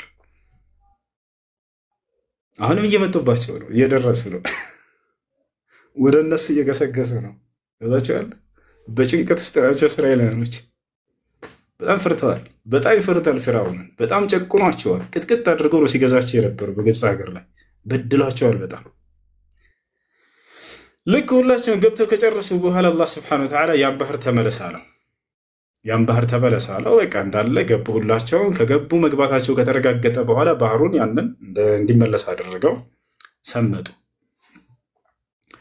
ታዲያ ሁላቸውን በሰመጡ ጊዜ ፈርዖን የመጨረሻ ቃሉን ተናገረ። ፈለማ አድረከሁ ልገረቅ ቃል አምላክ አላህ ወጃወዝና ቢበኒ እስራኤል አልባሕረ ፈአትበዐሁም ፊርዓውን ወጅኑዱሁ በግየን ወዐድዋ ሐታ ኢዛ አድረከሁ ልገረቁ ቃለ አመንት። የእስራኤል ልጆችንም በባህሩ አሳለፍኳቸው ካለ በኋላ አላህ ከተናገረ በኋላ ፈርዖንም በግፍና በበደል እነርሱን ተከተላቸዋል። ፈአትበዐሁም ፊርዓውን ቢጅኑዲህ ሰራዊቶቹን ይዞ ተከተላቸው። ፈለማ አድረከሁ ልገረቅ ቃል አምላካችን አላህ ፈርዖንም ስምጠቱ ባጋጠመው ጊዜ ሰመጠ። ቃል እንዲህ አለ። አሁን በውስጡ የያዘውን ሊናገር ነው። ፈርዖን ከሙሳ የሰማውን ሁሉ እውነት እንደሆነ ያውቅ ነበር፣ ግን ጢዋርና ኩራት ይዞት ነው ያላመነው። አሁን ምን ብሎ እንደሚያምን እንመልከት። ቃል እንዲህ አለ ፈርዖን አመንቱ እነሆ አሁን አመንኩኝ አለ። እነሁ ላ ኢላሃ ኢላ ለዚ አመነት ብሂ በኑ እስራኤል ከዚያ ከእስራኤል ልጆች ካመኑበት ከአንዱ አምላክ ከአላህ በስተቀር ሌላ አምላክ እንደሌለ አመንኩኝ አሁን አለ። ወአነ ሚነል ሙስሊሚን አለ እኔ ከሙስሊሞች ሁኛለሁኝ አለ። ከዚህም ተረዳችሁ ሙሳ ከአንድ አምላክ ከአላህ በስተቀር ሌላ አምላክ እንደሌለ አስተምሮታል። እስልምና ትክክለኛ ሃይማኖት እርሱ ብቻ እንደሆነ አስተምሮታል። ምን አለ ፈርዖን? እኔ ከሙስሊሞች ሁኛለሁኝ አሁን አለ። በቃ ታዲያ አላህ ምን አለው? አልአን አሁን ነው የምታምነው፣ ወቀድ ዐሰይተ ቀብል እስከ ዛሬ ስታምፀኝ ቆይተህ፣ ወኩንተ ሚነል ሙፍሲዲን ከአጥፊዎችም ነበር ካለው። ፈልየውመ ኑነጂከ ቢበደኒከ ሊተኩነ ሊመን ኸልፈከ አያ ነው። እነሆ ዛሬ አንተን አስክሬንህን እንዳትሰምጥ አደርግሃለሁኝ አወጣሃለሁኝ አለው። በቃ ለምን? ሊተኩነ ሊመን ኸልፈከ አያ ከአንተ በኋላ ለሚመጡ ሰዎች መቀጣጫ እንድትሆን ዘንድ አለ። ምክንያቱም ይህ አካል አምላክ ነኝ ይል ነበር። ራሱን ከዚች ከባህር መከላከል ያልቻለን ሰው እንዴት ነው አምላክ አድርገው ሰዎች ሊያምኑትና ሊቀበሉት የሚችሉት የሚለውን ለማሳየት አላህ ስብሐነሁ ወተዓላ ወጣና አሳያቸው። ለካ ይህን ነበር ስናመልክ የነበረው ደካማ ራሱን መከላከል የማይችል ከዚህ ከማይረባ ነገር ብለው ሰዎች ያዩ ዘንድ አላህ ስብሐነሁ ወተዓላ አወጣ። ጌታቸዋል ወኢነ ከሲረን ሚነ ናሲ ዐን አያቲና ለጋፊሉን አለ አላህ። በርካታ ሰዎች ግን የእኔን ድንቅ ስራዎችና ተአምራቶች ከማስተንተን የዘነጉ ናቸው አለ። የፈርዖን ፍጻሜ ነው። ከዚህ በኋላ ነው ለሙሳ ዓለይሂ ሰላም ተውራትን የሰጠው አላህ። ወለቀድ አተይና ሙሳ ልኪታበ ሚን ባዕድ ማ አህለክና ልቁሩነ ልኡላ አለ። በእርግጥም ለሙሳ መጽሐፍን ሰጠሁት ያችን የመጀመሪያዋን ከተማ ካጠፋኋት በኋላ አለ። የፈርዖንን ከተማ ህዝቦቿን ማለት ነው። ከዚያ በኋላ ወረሳቸው። ሙሳ ዓለይሂ ሰላም ወረሰ ግብፅን፣ እርሱ መምራት ጀመራት። ልክ እንዲሁ እስራኤላኖችንም ወደዚህ ይዟቸው ገባ። ከዚያ በኋላ ወደ ተቀደሰችዋ ምድር እንዲገቡ አደረጋቸው። እሺ ነው የተቀደሰችው ሀገር ማለች ፍልስጢን አልሐቢባ التي هي موطن الأنبياء። እሺ ጥያቄ ያለ ገጠም በዚህ ጉዳይ በተያያዘ ማለት ነው ነቢ ዓለይሂ ሰላቱ ወሰላም ወደ መዲና ባይሄዱ ኖሮ አይሁዶች ሲጾሙ ባያዩዋቸው ኖሮ አይጾሙም ነበር እና የአይሁዶችን ሱና ነው ወይም የእነሱን አርአያ እየተከተሉ ነው እንጂ ይሄ ደግሞ የነቢዩን ዓለይሂ ሰላቱ ወሰላም ወይም ደግሞ ያው እነዛ እንደሚሉት ከሆነ ይሄ መለኮታዊ መልእክት የለውም የሚባል ነገር ይነሳልና እስኪ በዚህ ጉዳይ ላይ የሆነ ነገር ብትለን። በጣም ጥሩ ጥያቄ፣ በጣም ጥሩ ጥያቄ። ክርስቲያኖችን ሁላቸውንም ሳይሆን ከእውቀት የራቁ የሆኑ ሰባኪዎቻቸው ቲክቶክ ላይ ይሄን ቃል ሲናገሩ ከዚህ በፊትም ሰምቻለሁ። አሁን በደንብ ላብራራላችሁ ጉዳዩ። ምን ይላሉ? ነቢይ ሙሐመድ የአሹራን ጾም የዛሬውን ቀን የሚጾሙት አይሁዶችን ተከትሎ ነው፣ እነሱን ከነሱ ኮፒ አድርገው ነው ይላሉ። ለምን ሲባሉ ነቢዩ ሙሐመድ ሰለላሁ ዐለይሂ ወሰለም ከመካ ወደ መዲና በተሳደሩ ጊዜ አይሁዶች መዲና ላይ ሲጾሙ አዩቸው። ከዚያ በኋላ ምንድን ነው የምትጾሙት አሏቸው።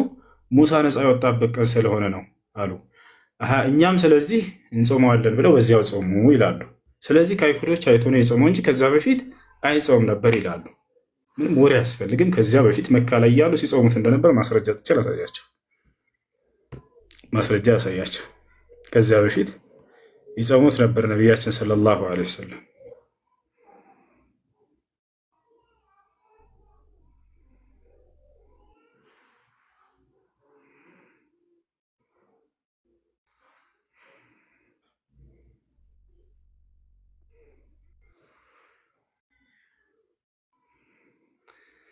እሺ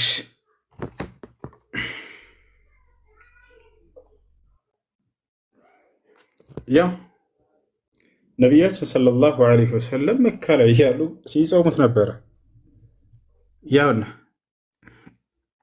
ምንጭን ውሰዱ። ያው ክርስቲያኖች ካላችሁ ያው ነቢዩ ሰለላሁ ዐለይሂ ወሰለም መዲና ሳይሄዱ በፊት መካ ላይ ይጾሙት ነበር። ቡኻሪ 4504 ይታያቸዋል። ቡኻሪ 4504 ላይ ሙስሊም 1125 ላይ ምን ይላል? ካነ የውሙ ዓሹራ ተሱሙሁ ቁረይሽ፣ የዓሹራን ቀን ቁረይሻውያኖች ይጾሙት ነበር። ፊልጃሂልያ ያኔ ነቢ ሰለላሁ ዐለይሂ ወሰለም ከመላካቸው በፊት። ወካነ ነቢዩ ሰለላሁ ዐለይሂ ወሰለም የሱሙሁ፣ ነቢዩ ሰለላሁ ዐለይሂ ወሰለምም ይጾሙት ነበር። ፈለማ ቀዲመል መዲና፣ መዲና በመጡም ጊዜ ሳመሁ፣ ጾሙት እዛም። ወአመረ ቢስያሚሂ፣ እንዲጾምም እርሱን አዘዙ። አያቸው አይደለም። ስለዚህ ነቢዩ ሰለላሁ ዐለይሂ ወሰለም መካ ላይ እያሉ ወደ መዲና ሳይሄዱ በፊት ይጾሙት ነበር። ያ ነው። ታዲያ መዲና ላይ የሆነውን ልንገራችሁ። መዲና ላይ እንዳውም ከአይሁዶች ተከተለን መጾም እንዳልሆነ ራሱ እዛው ሌላ ሐዲስ ላይ ሲናገሩ ምን አሉ? ኻሊፉ ልየሁድ ወነሳራ ፈሱሙ የውመን ቀብለሁ አው የውመን ባዕደሁ አሉ። አይሁዶች የዓሹራን ቀን 10ኛውን ቀን ይጾማሉና ከእነሱ እንዳውም ተቃራኒ ሆኗቸው ከዓሹራ በፊት ወይ 9ኛውን ወይ 11ኛውን ቀን ጾሙ አሉ ነቢ ሰለላሁ ዐለይሂ ወሰለም። ከእነርሱ ጋር ላለመመሳሰል ራሱ ማለት ነው። አይደለም ከእነርሱ ጋር ተመሳስለው ልንሰራ። ይሄን ያሉበትን ደግሞ ላውጣላቸው። ይሄን ያለበትን ላውጣላችሁ።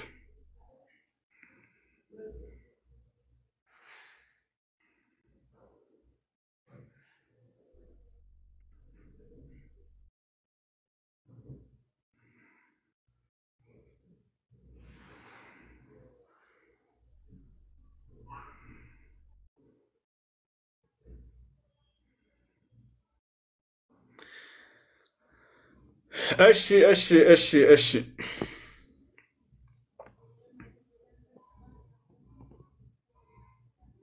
ነቢያችን ሰለላሁ ዐለይሂ ወሰለም ካነ የውም ዓሹራ ተዑድሁ ልየሁድ ዒደን ቃለ ነቢ ሰለላሁ ዐለይሂ ወሰለም ፈሱሙ የውመን ቀብለሁ አው የውመን በዕደሁ።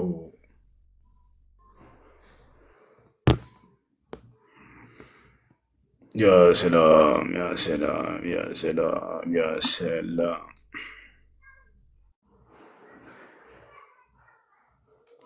ያው ነቢያችን ሰለላሁ ዐለይሂ ወሰለም ሲናገሩ ምን አሉ? ኻሊፉ ልየሁድ ሱሙ የውመን ቀብለሁ አው የውመን በዕደሁ። ያው እና እዚህ ጋር ይታያችኋል። ወዩስተሐቡ አን የሱም ቀብለሁ የውመን አው የውመን በዕደሁ ሙኻለፈተን ልልየሁድ ፊ ዛሊክ ወኢን ሳመ ሰላተ ጀሚዐን አታሲዕ ወልዓሽር ወልሓዲ ዓሸር ፈላ በእስ ሊአነሁ روي عن النبي صلى الله عليه وسلم أنه قال خالفوا اليهود صوموا يوما قبله ويوما بعده وفي رواية أخرى صوموا يوما قبله أو يوما بعده. نبياتنا صلى الله عليه وسلم ስለ አሹራ ጾም ሲናገሩ ከአሹራ ቀን በፊት ወይንም በኋላ አንድ ቀን አስከትላችሁ ጾሙ ብለው ተናግረዋል። አይሁዶች ሴቱን ነበር የሚጾሙት 10ኛው ቀን። ስለዚህ ከእነርሱ ጋር አንድ የሚያገናኘን ነገር የለም ማለት ነው። ያ ነው። አይ ከዛ በፊት አይጾሙትም ነበር። ከዛ በፊት መካ ላይ እንደሚጾሙት ማስረጃ ሳያቸው መካ ላይ ይጾሙት ነበር ነብዩ ሰለላሁ ዐለይሂ ወሰለም። አይ ነው ግልጽ ነው። ጀዛከላሁ ብዙ ወላሂ በጣም ከበቂ በላይ ነው። አላህ ይጠብቅ። ጨርሻለሁ ኢንሻአላህ። ጥያቄ ያለ ካለ ይቀጥል። ሰላም አለይኩም ወራህመቱላሂ ወበረካቱ። ወአለይኩም ሰላም ወራህመቱላሂ ወበረካቱ። ወሱኛስ የማንጾመው ማለት በሀይድ ምክንያት በሀይድ ምክንያት የማትጾሙ ሴቶች በጣም ነው የማዝነው። ምክንያቱም በራሴ ነው ያዘንኩት። እኛስ ጾመን ነው ምንዳውን የምናገኘው፣ እናንተ ግን ሳትጾሙ ምንዳውን ከእኛ ጋር እኩል እንደምታገኙ ታውቃላችሁ። ሳትጾሙ ከእኛ ከጾሙት ጋር እኩል ምንዳ ታገኛላችሁ። ለምን በሉ። ሴት ልጅ በወር አበባ ምክንያት ልትጾም የፈለገችው ልትሰራው የፈለገችው የአምልኮ ስርዓት ቢያልፍባት ልክ እንደሰራችው ተደርጎ ቅጣት ሳይቀነስ ሙሉ ምንዳ ይጻፍላታል። ማስረጃ ቃለ ነቢዩ ሰለላሁ ዐለይሂ ወሰለም ነቢ ሰለላሁ ዐለይሂ ወሰለም እንዲህ አሉ። መን ሀመ ቢሐሰነትን ፈለም ያዕመልሃ ከተበ ላሁ ለሁ ሐሰነተን ካሚላ። አንድን መልካም ስራ ለመስራት አስቦና አቅዶ ነይቶ ሸሪዓዊ በሆነ ምክንያት ያን ስራ ሳይሰራ የቀረሰው ልክ እንደሰራው ተደርጎ ሙሉ ምንዳ ይጻፍለታል አሉ። ሙሉ ምንዳ ነው ያሉት ነቢ ሰለላሁ ዐለይሂ ወሰለም። ግማሽ ምናምን እንኳን አሉ፣ ሙሉ ነው ያሉት። ስለዚህ በሀይድ ምክንያት ያለፋችሁ ሴቶች ለምን አለፈን ብላችሁ እንዳታዝኑ፣ ሙሉ ምንዳ ይጻፍላችኋል። ጥሩ በማሰባችሁ ብቻ ምንዳን የምታገኙበት ዲን ስላላችሁ ለአላህ ምስጋና ይገባም። ካልሰራ አልሰጠህም አለለም አላህ ሱብሓነሁ ወተዓላ። መልካምን አስብ ያለ መስራት እንደሰራው ተደርጎ ይጻፍልሃል። እርሱ ጥያቄ አለ። በዚህ ጭማሪ የአረፋን ጾም ስንጾም ማለት ነው 8ን ቀን ጾም ላይ 9ኛው አንድ ሰዓት ሲቀረኝ አስፈረሰ ማለት ነው ተቋረጠ እኮ። እንዳልኩት በሀይድ ምክንያት የተቋረጠ እንጾማለን ብላችሁ አስባችሁ ስናሰሙን ሳይጾም ብትቀሩ ይሄ አሳማኝ የሆነ ምክንያት አላችሁ። የታመመ ሰው እንደዛ ነው። ነቢያችን ሰለላሁ ዐለይሂ ወሰለም በሌላ ሐዲስ ላይ ለታመሙ ሰዎችም ተናግረውላቸዋል። አንድ ባሪያ መልካም ስራን እየሰራ እያለ ሸሪዓዊ በሆነ ምክንያት ቢታመም እና ያንን ቢያቋርጥ ልክ ይሰራው እንደነበረው ሙሉ ምንዳ ይጻፍለታል ሳይቀነስበት ብለዋል ነብዩ ሰለላሁ ዐለይሂ ወሰለም። ያ እሺ ሻንድ ልጨምር ጨምሪ፣ ግን ብዛት ቆይሽ። ሌሎች ያኔ አሻንጉሊት መጠቀም እንዴት ይታያል? ማናት አንሻ? አሻንጉሊት መጠቀም እንዴት ይቻላል? አንሻ ከዛ ጉሊት ገበያ ምናምን ያለችው አንሻ። እሺ ለማንኛውም እነዚህ ኮሜንት ላይ ያሉትና ወይንስ ቤት ውስጥ የሚቀመጡ አይው አይቻልም ስለተባለ ነው። እነዚህ ኮሜንት ላይ ያሉት እሺ በዑለሞች መካከል ኺላፍ አለ። ግማሽ ዑለሞች አይቻልም ከምስል ስለሆኑ ምስል ደግሞ ተከልክሏል በሐዲስ ላይ ተብሏል። ሌሎች ደግሞ አይ ይህ ከምስል አይደለምና ይሄን አይመለከትም ብለው የተናገሩ አሉ። አሁን ወደ ማስረጃው እንሄድ።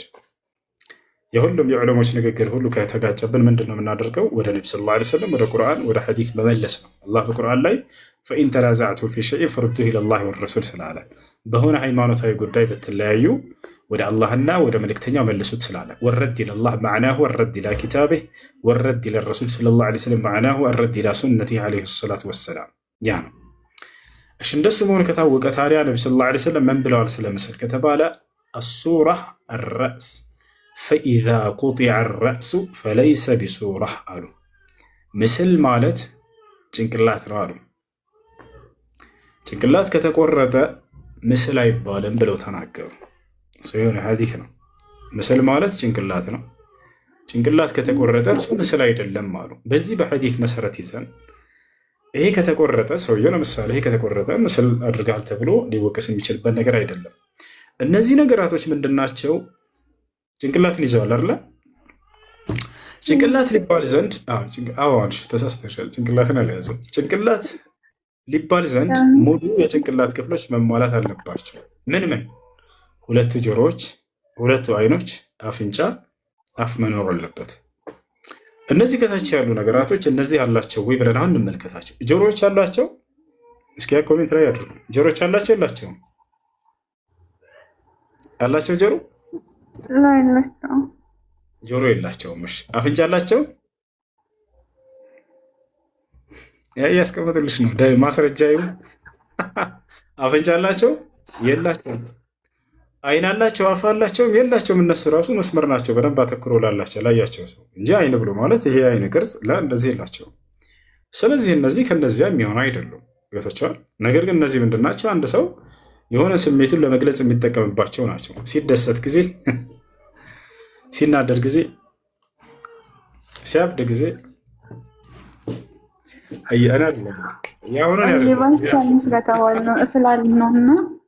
ለዛ ነው ለማወቅ ያክል ነው። ወላሂ አጂብ ነው። እሺ ለማንኛውም ሌላ ጥያቄ ያለው? ሰላም አለይኩም።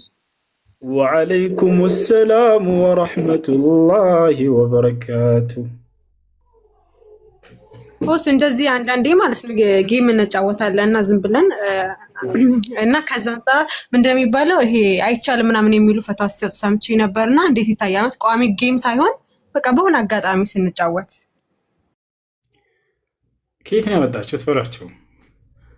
ማንም ሰው እንዲህ እየተነሳ ሲናገራቸው ጊዜ ማስረጃ ከቁርአንና ከሐዲስ ምንድን ነው ብላችሁ ጠይቁት። ሶሻል ሚዲያ ላይ ሰዎች ለመልካም ነገር እንድታስተላልፉበት ዘንድ ተፈቅዶላቸዋል። ለመልካም ነገር እንድታስተላልፉበት ቃለ الشيخ ابن عثيمين رحمه الله تعالى زاحموا أهل الباطل في المواقع التواصل الاجتماعي حتى يتبين الحق للناس. ሶሻል ሚዲያን ተጠቀሙት አሉ ኢብኑ ዑሰይሚን። የሐሰት ባለቤቶችን ተጋፋቸው፣ በእርሱ ላይ እንዳትተውላቸው፣ ለእነርሱ ጥላችሁ እንዳትሄዱ፣ እውነቱ ለሰዎች እንዲገለጥና ሐሰቱ ለሰዎች ተገልጦላቸው እንዲጠነቀቁት የሶሻል ሚዲያ እናንተ ተጠቀሙበት አደራ ብለው ተናግረዋል። ታዲያ በዚህ መሰረት አድርጋችሁ በዚህ ላይ ቁርአንና ሐዲስን የሰለፎችን መንሃጅ ቁርአንና ሐዲስን የነብያትን መንገድ ልታስተላልፉ የመጣችሁ ሰዎች ትልቅ አጅር አላችሁ። ታቻላችሁ አይደል? ያ ነው። እሺ ጥያቄ ያለ ሰው ካለ ገጠነ ሚኪ ጥያቄ አለ?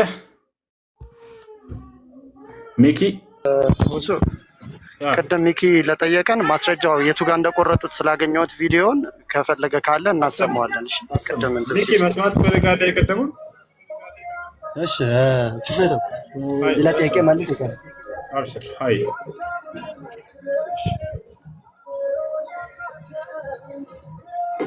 እንቅልፋም አንሆን፣ ገፍለኛ አንሆን።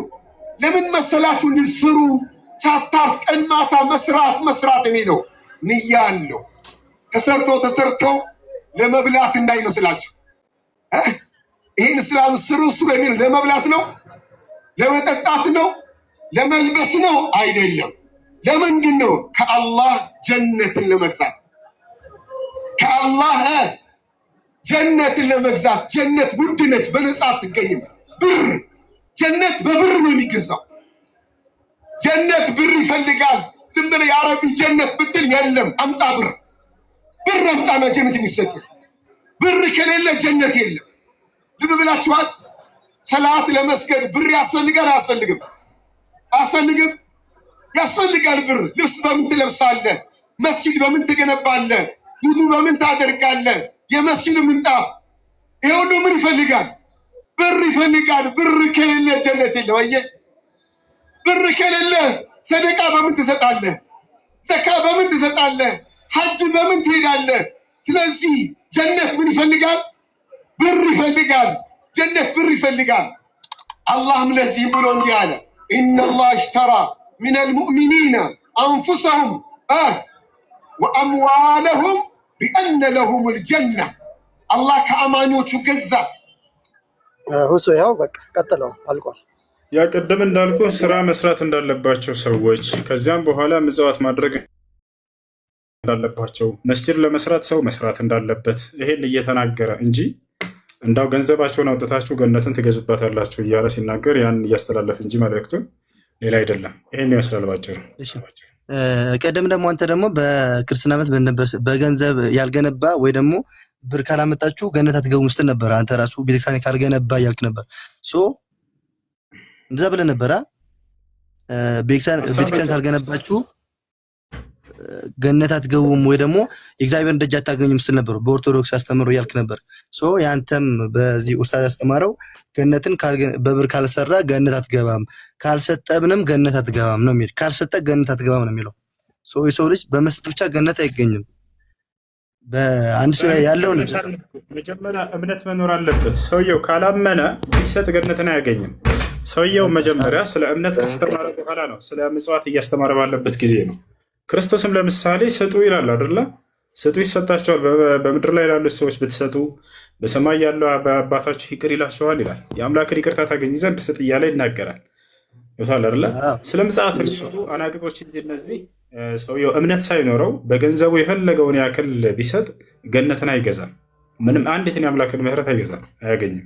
ስለዚህ ቅድም አንተ ያልከው ራሷን ቤተክርስቲያን ካልገነባችሁ ወይ ደግሞ እንትን ካልሰራችሁ አትገቡም ስትል ነበር። ወይ ደግሞ በመጽሐፍ ቅዱስ ላይ እንደዛ ይላል የእናንተ ኦርቶዶክስ ያስተምሩ ያልክ ነበር ቅድም ካልተሳሳትኩኝ ብላላ። ሐሳብን ጨርሰሽ እንደዛ ያልኩበት ሐሳብ ይሄን ያመጣሁበት ሐሳብ እንደዛ ስለሰማው ነው። ገብቶሃል? እኛ አንድ ሰው ቤተክርስቲያን ካልሰራ እኔ የተናገርኩት አንተ ያመጣው ቪዲዮ ተመርኩዤ ነው። እሺ ምናልባት በመጽሐፍ ቅዱስ ላይ እንዲህ ቢል እያል እየነገርንህ ነው። አንተ ባታመጣ ኖሮ ያንን እኔ ስለ ገንዘብ ማውጣት በመጽሐፍ ቅዱስ ላይ አለ ወይንስ የለም የሚለውን አላወራህም። ትልቅ የአምልኮ ችግር እያለባችሁ ስለ ገንዘብ ወርጃ አላወራም። ይወታል። እዚህም ጋር ስትመጡ ጊዜ ስለ አምላክ ምንነትና ማንነት እንጂ ማወራችሁ ገንዘብ የሰጠ ሰው ገነትን ያገኛል አያገኝም፣ እሱ ከዛ በታች የሆነ ነገር ነው። ነገር ግን አንተ ቪዲዮውን ስላመጣ ምናልባት በመጽሐፋችሁም ላይ አንድ ሰው ምጽዋትን ባያወጣ ከዚያ ቢያወጣ የአምላክን ምሕረት ያገኛል እያለ ክርስቶስ ያስተምራል። ስለዚህ ገንዘብ ስጡ ስለተባለ እንደው የአምላክን ምሕረት በዚያ ይገኛል ሲባል ጊዜ ገነት የሚገኘው በዚያ ብቻ ነው ለማለት አይደለም። እምነት ሊቀደም ይገባል፣ እምነት ሊኖር ይገባል ከምን አንጻር ነው? ጥያቄን ጠይቅሽ። እኛ ደግሞ በቀደም አንተ ባልከው ላይ የኛ ኢየሱስ ክርስቶስ ወይ ደግሞ ምጽዋት ካላቀረባችሁ ገነት አታገኙም ወይ ደግሞ የግዴታ ምታምጡ የሚለውም እንትን የለም። በግዴታ የሚሆን የለም። ባለ ነው ያለን ነው የምትሰጠው። ስጥ ይሰጣል ነው እንጂ አለ ስጥ ይሰጣችኋል እንዳለ ያለን ከሰጠ ይሰጣል፣ ከሌለ የለም ነው። በእስላም ገንዘብ ካላመጣህ ገነት አትገባም የሚል የለም እኮ። የት ነው ያገኘው? ገንዘብ ካላመጣህ እኔ እኮ ይሄ ኡስታዝ ያስተማረው ጀነት የሚገኘው ብር ነው ስላለ ነው። እሱን አለ ማለት ገንዘብ ካልሰጠህ ገነትን አታገኝም ማለት አይደለም። ገንዘብ ያላቸው ሰዎች ገንዘብ ያወጡና ለድሃዎች ይሰጡ ዘንድ መስጂድ ማሰሪያ ይሰጡ ዘንድ እያነሳሳበት ያለ ቃሉ እንጂ ገንዘብ ያላመጣ ሰው ገነትን አይገባም አላለም። ሽታም የለም እንደሱ። እንዳውም ገነትን አብዛኛው የሚወርሱት ድሃዎች ናቸው። ሐዲስ ላይ ላሳየህ፣ ገነትን አብዛኞቹ የሚወርሱት ድሃዎች ናቸው። ማስረጃ ቃል ነው ሰለላሁ ዐለይሂ ወሰለም ረአይቱ እጠለዕቱ ፊል ጀነ ፈረአይቱ አክሰረ አህሊሃ አልፉቀራ።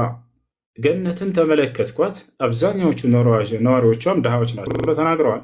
ማስረጃ እያወጣ ላሳየህ አንዴ።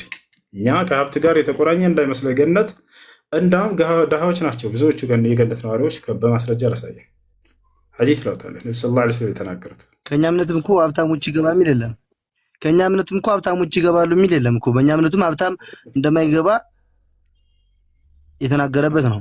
እሱ ካልመጸውታችሁ ካልሰጣችሁ ልታነጻጽር ከፈለክ ልክ በዚህ በማመጣለህ መልኩ አነጻጽር፣ ችግር የለውም። አብዛኛው የገነት ነዋሪዎች ድሃዎች ናቸው የሚላል መጽሐፍ ቅዱስ ላይ። እኔ ከሐዲስ ላውጣለህ ነው። ያው ነብዩ ሰለላሁ ዐለይሂ ወሰለም ምን አሉ? ያው ሐዲስ ላይ ወደ ገነት ተመለከትኩና አብዛኞቹ ነዋሪዎቿ ድሆች መሆናቸውን አየሁ ይላል አይደል? ወደ ገነት ተመለከትኩኝና አብዛኞቹ ነዋሪዎቿ ድሆች መሆናቸውን ተመለከትኩኝ አሉ። አየህ፣ ስለዚህ አብዛኛው አንዴ አይሽ ያው ወደ ገነት ተመለከትኩኝ አብዛኞቹ ነዋሪዎቿ ድሃዎች መሆናቸውን ተመለከትኩኝ አሉ ነብዩ ሰለላሁ ዐለይሂ ወሰለም። ስለዚህ አብዛኛው የገነት ነዋሪ ምንድነው? አብዛኛው የገነት ነዋሪ ምንድነው? ድሃ ነው። ይሄ ብቻ አይደለም። በሌላ ሐዲስ ላይ ነብዩ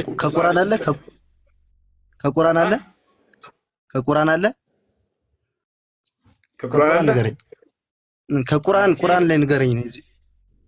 ሁለቱም አንድ ነው ለኛ የምትለየው ነገር አይደለም። አይሽ ከቁርአን እንትን ንገረሽ። ስንት ላይ ነው? ቁጥር ስንት? እሺ ቁጥር ልንገርህ። በቃ ከሐዲስ ነው የምሰጠው። እኔ ያየው ከቁርአንም ከሐዲስም አንድ ነው ለኛ። እሺ አንድ ነው ለኛ። አይ ስለዚህ ወደ ሲኦል የገቡት ደግሞ ሀብታሞችና ሴቶች ነው ይላል። እሺ ስለስም ላስረዳ። ሴቶች ያሉበት ምክንያት ነው። አይ አይደለም። እሺ አንተ ንገረኝ ሐዲስ ምን እንደሚል። አይ ማለት አሁን አንተ እኮ እየተቀራነን ነው እንትን መጽሐፉን እኮ የጻፈውን እኮ አይደለም ያልክ እየወሰድከው ነው ማለት ነው። ወደ ሲኦል የሚገቡት ደግሞ ሀብታሞችና ሴቶች ናቸው ይላል።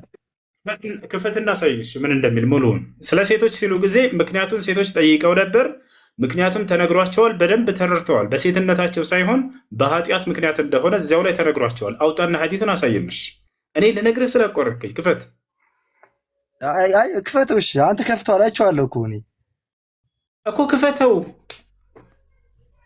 እሺ ንገረኝ፣ እንትን አሁን ያወጣውን ቁርአን ንገረኝ። ቁርአን ስንት? ክፈት እነግራለሁ ካልክ አንተ ነህ እኮ ቁርአኑን ንገረኝ። እኔ ደግሞ አንብቤዋለሁ ከዚህ በፊት አላውቀውም። ወደዛ እንሄዳለን። የመጀመሪያውን ሀሳብ እንጨርስ። ስለዚህ በገነት አብዛኞቹ ነዋሪዎቹ ድሃዎች ናቸው የሚል ለጠየቀው ማስረጃ ጌታል አይደለ? እሺ እንደዛ ይላል። በጣም ጥሩ። አሁን ወደ ቀጣይ እንሄዳለን። የመጀመሪያውን ካላነጻጸርኩ መጽሐፍ ቅዱስ ላይ ያልክ ስለነበር አብዛኞቹ የገነት ነዋሪዎች ድሃዎች ናቸው የሚል መጽሐፍ ያላሳይን እስኪ አለ? ምን አብዛኛዎቹ የገነት ነዋሪዎች ድሃዎች ናቸው የሚል ልክ በእስልምና እንዳለው በክርስትና ላይ እንዳለ አሳየን እስኪ።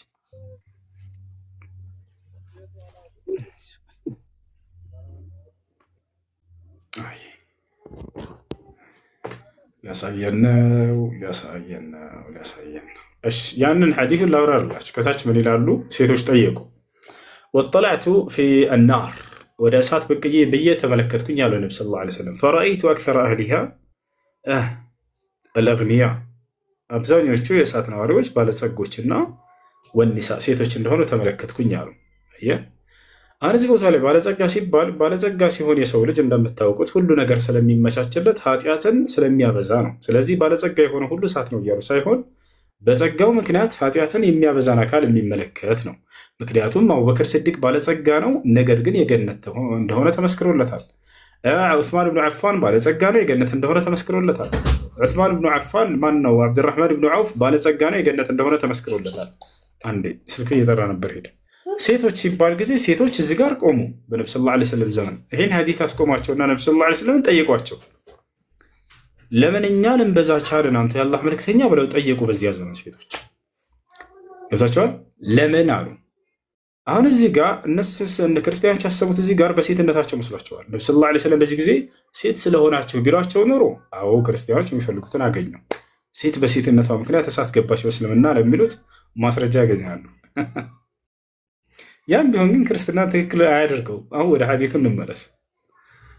ወደ ሐዲሱ እንመለስ። ምክንያቱም እናንተ ሴቶች ስለሆናችሁ አላቸው ነቢ ሰለላሁ ዐለይሂ ወሰለም። ወይንስ በሴቶች ላይ ሊበዛ የሚችል የሆነን የኃጢአት አይነት አነሱላቸው። ኃጢአት ነው የተነሳው እንጂ ጾታ አይደለም። ሊአነኩና አሉ ነቢ ሰለላሁ ዐለይሂ ወሰለም። ምክንያቱም እናንተ አሉና ኒሳ ሴቶች ስለሆናችሁ አይደለም።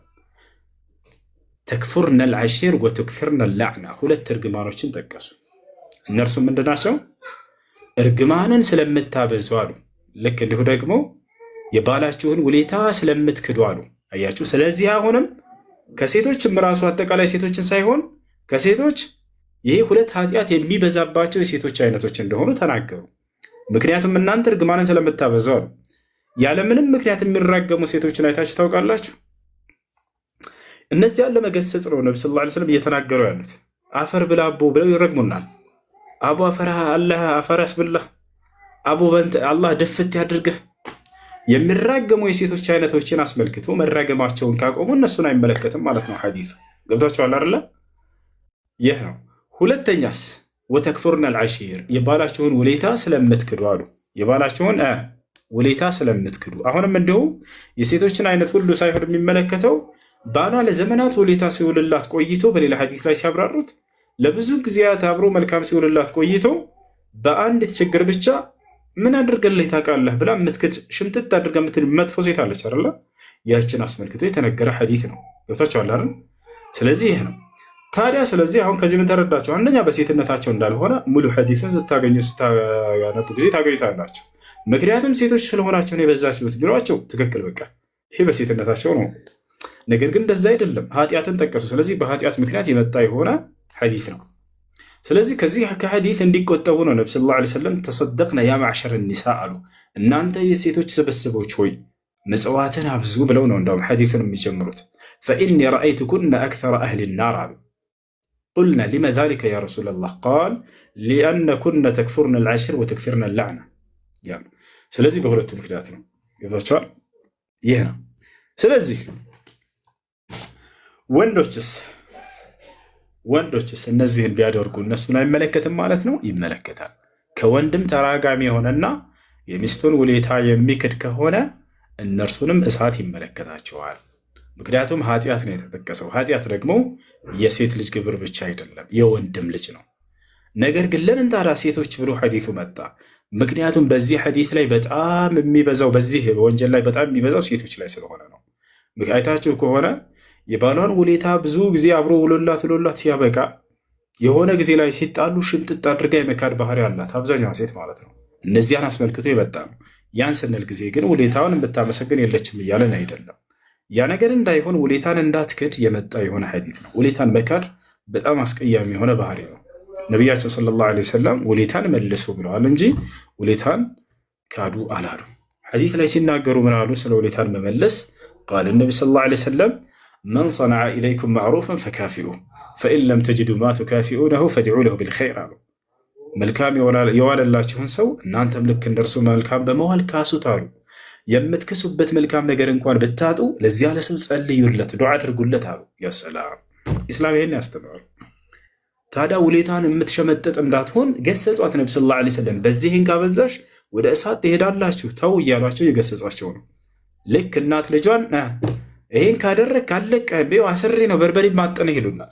እውነት ነው በርበሬ ሊያጠኑ ነው አይደለም። ከዚያ ነገር እንድንጠረቅቅ ያደረጉት ነገር ነው። ስለዚህ ሴት ልጅ ከዚህ ባህሪዋ እንድትቆጠብ ነቢ ሰለላሁ ዐለይሂ ወሰለም ኃይለ ቃልን እየተናገሩ ነው በዚያ ቦታ ላይ።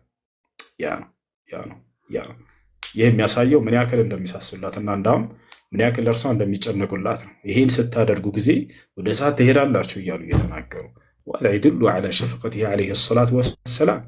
እናት ስለምትወደን ነው እኛን ይሄን ብታደርግ አለቀህም እገርፍሃለሁ አስሬ ይሉናል። ይሄን ብታደርግ በርበሬ ነው ማጠነህ፣ ቆይ መግቢያህን ታያታለህ፣ እዚህ ቤት አትገባም ይሉናል አይደለ? ነቢ ሰለላሁ ዐለይሂ ወሰለም ተግሳጽ ሴቶች ላይ ማብዛታቸው ለእነርሱ ምን ያክል እንደሚሳሱላቸው እንደሚያስሉላቸው የሚያሳይ ነው። እንዳ ይህን ይመስላል። እሺ ይህ ሳይሆን ግን በጣም የሚያሳዝነው ይህ በቀጣዩ ዓለም ነው በእሳት የተባለው ነገር ግን በምድር ላይ ሴቶችን በእሳት አቃጥሏቸው ይላል እግዚአብሔር። ይህን ደግሞ ሚኪ ያውቃል። ሚኪሻ ማስረጃ ለምታለ ማስረጃ መጽሐፍ ቅዱስ ላይ እግዚአብሔር ሴቶችን በእሳት አቃጥሏቸው ይላል። ይሄ በቀጣዩ ዓለም ገሃነም ምናምን ሳይሆን እዚሁ ምድር ላይ በእሳት አቃጥሎ ሴቶችን ይላል። ምን ትላለህ? ማስረጃ አምጣ። ማስረጃ ያሳየሽ። መጀመሪያ ያልከኝን እንትን ላምጣልህ። መጀመሪያ ወደዛ ከመላች በፊት በእናንተ በእንትን ላይ ድሆች ምን እንደሚገቡ ገነት ይገባሉ ያልከኝን ማስረጃ ልስጥ። ገነት ይገባሉ አይገቡም አይደለም እሱ አይደለም ጥያቄ ማለት እቺ ናምባት ቁጥር 9 ምን ትላለች? ምን ነው መጀመሪያ ዳምጠ የኔ ጥያቄ ልመልስልህ። አውጣ ስላልከኝ ነው ያው አውጥቻለሁ። አንብባት እሺ 9 ምን ትላለች? እሺ ይረብሻል እዛ እሺ ሰዶስ ቁጥር 9 ምን ይላል? ድምጽ ከፍ አድርጋል። አንብበው አንተ አንብበው። የካህንም ልጅ ብታመነዝር የካህንም ልጅ ራሷን በግልሙትና ብታረክስ አባቷን ታረክሰዋለች፣ በእሳት ትቃጠል ይላል። ያ ኢላሃ ኢላላህ በእሳት ትቃጠል ምን ማለቱ ነው? ብታረክስ ነው። አንተ አሁን ጀነት የምትገባው ምን ስለሆነ ሲኦል የምትገባው ምን ስለሆነ ስለተረገምሽ ብለሃል አይደል? ሴትሽ ስለተረገመች ብቻ ወደ ጥፋት ትገባለች ብለሃል። ቀጣይ ዓለም ላይ አይደለም። ቀጣይ ዓለም ላይ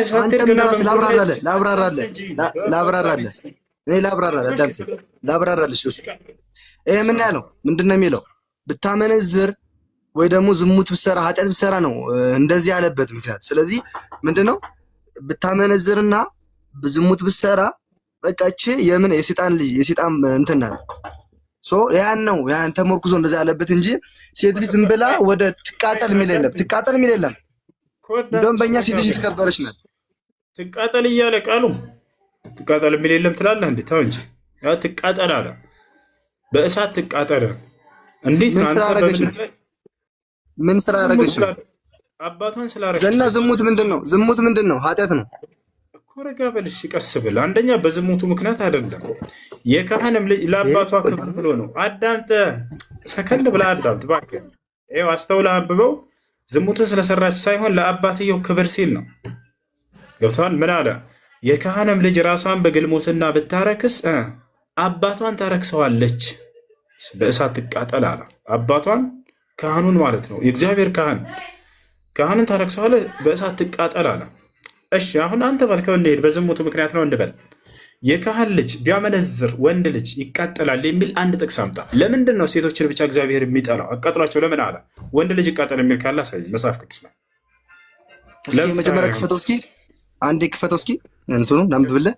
እከፍተዋለሁ። እሺ ያው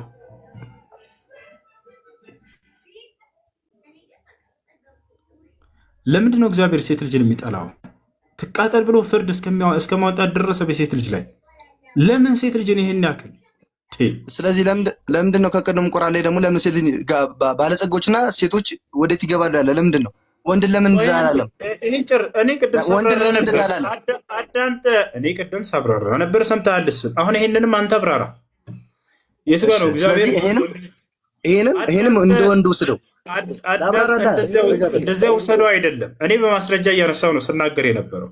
አንተም አሁን በማስረጃ በእሳት ትቃጠል ብሏል። እሷን አይደለ? የካህን ልጅ ቢያመነዝር ወንዱ ልጅ በእሳት ይቃጠላል ወይንስ አይቃጠልም? ለምን አይቃጠልም? ማስረጃ አንተ ስለተናገርኩ ማስረጃ ሰጠኛለህ። ለቅድም ስላብራራው የኔ ንግግር ነው። አንተ ነህ ይሄን ማስረጃ የሚሆንልህ የሚፈስርልህ አይደለም። አንተም ቀደም እኮ ሴት ልጅና ባለጸጋዎች ወደ ሲኦል ይገባሉ ሲል አንተ ምን ያልከው? ሴት ልጅ እንዲህ ስለምታረግ ነው ወይ ደግሞ ባሏን ስለማታከበር ነው ይችላል። ወይ ውለታ አድርጎላት እምቢ ባታረገውስ? ውለታ አድርጎላት ብታመነስ ውለታውን ከዚህ ከሐዲሱ እንደዛ የሚል ማብራሪያ የለም። ሴት ልጅ ውለታዋን ብታፈርስ ጀነት አትገባም ሲኦል የምትገባ የሚል አለ? ከሐዲሱ ንገር እስኪ። ከአሁኑ ዝርዝር ታምጣልኛለህ? የለም አለ አሳያለሁ። አሁን አንተ ይሄንን ጨርስና ቀጥታ እኔ አሳያለሁ። አሁን በእሳት ትቃጠል ይላል እርሷል። የካህን ወንድ ልጅ ቢያመነዝርስ በእሳት ይቃጠላል?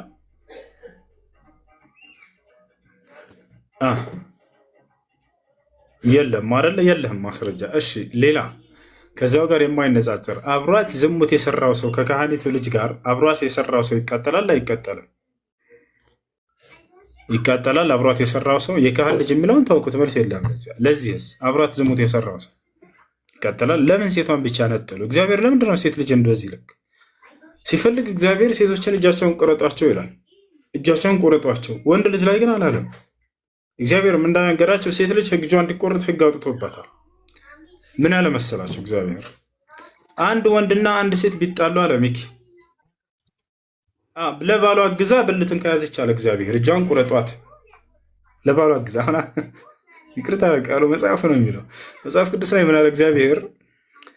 ሁለት ሰዎች ቢጣሉ አለ እግዚአብሔር የአንደኛው ሰውዬ ሚስት ለባሏ አግዛ የዛኛውን ሰውዬ ብልቱን ሄዳ ከያዘች በማስረጃ እሺ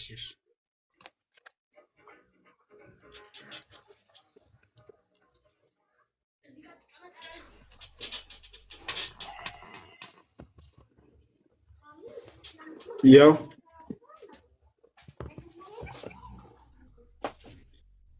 እሺ ያው እና ቁጥር 11 ላይ ሁለት ሰዎች እርስ በርሳቸው ቢጣሉ የአንደኛው ሚስት ባሏን ከሚመታው ሰው እጅ ታድነው ዘንድ ብትቀርብ እጇንም ዘርግታ ብልቱን ብትይዝ እጇን ቁረጥ፣ ዓይንህም አትራራላት አለ። ያ ሰላም።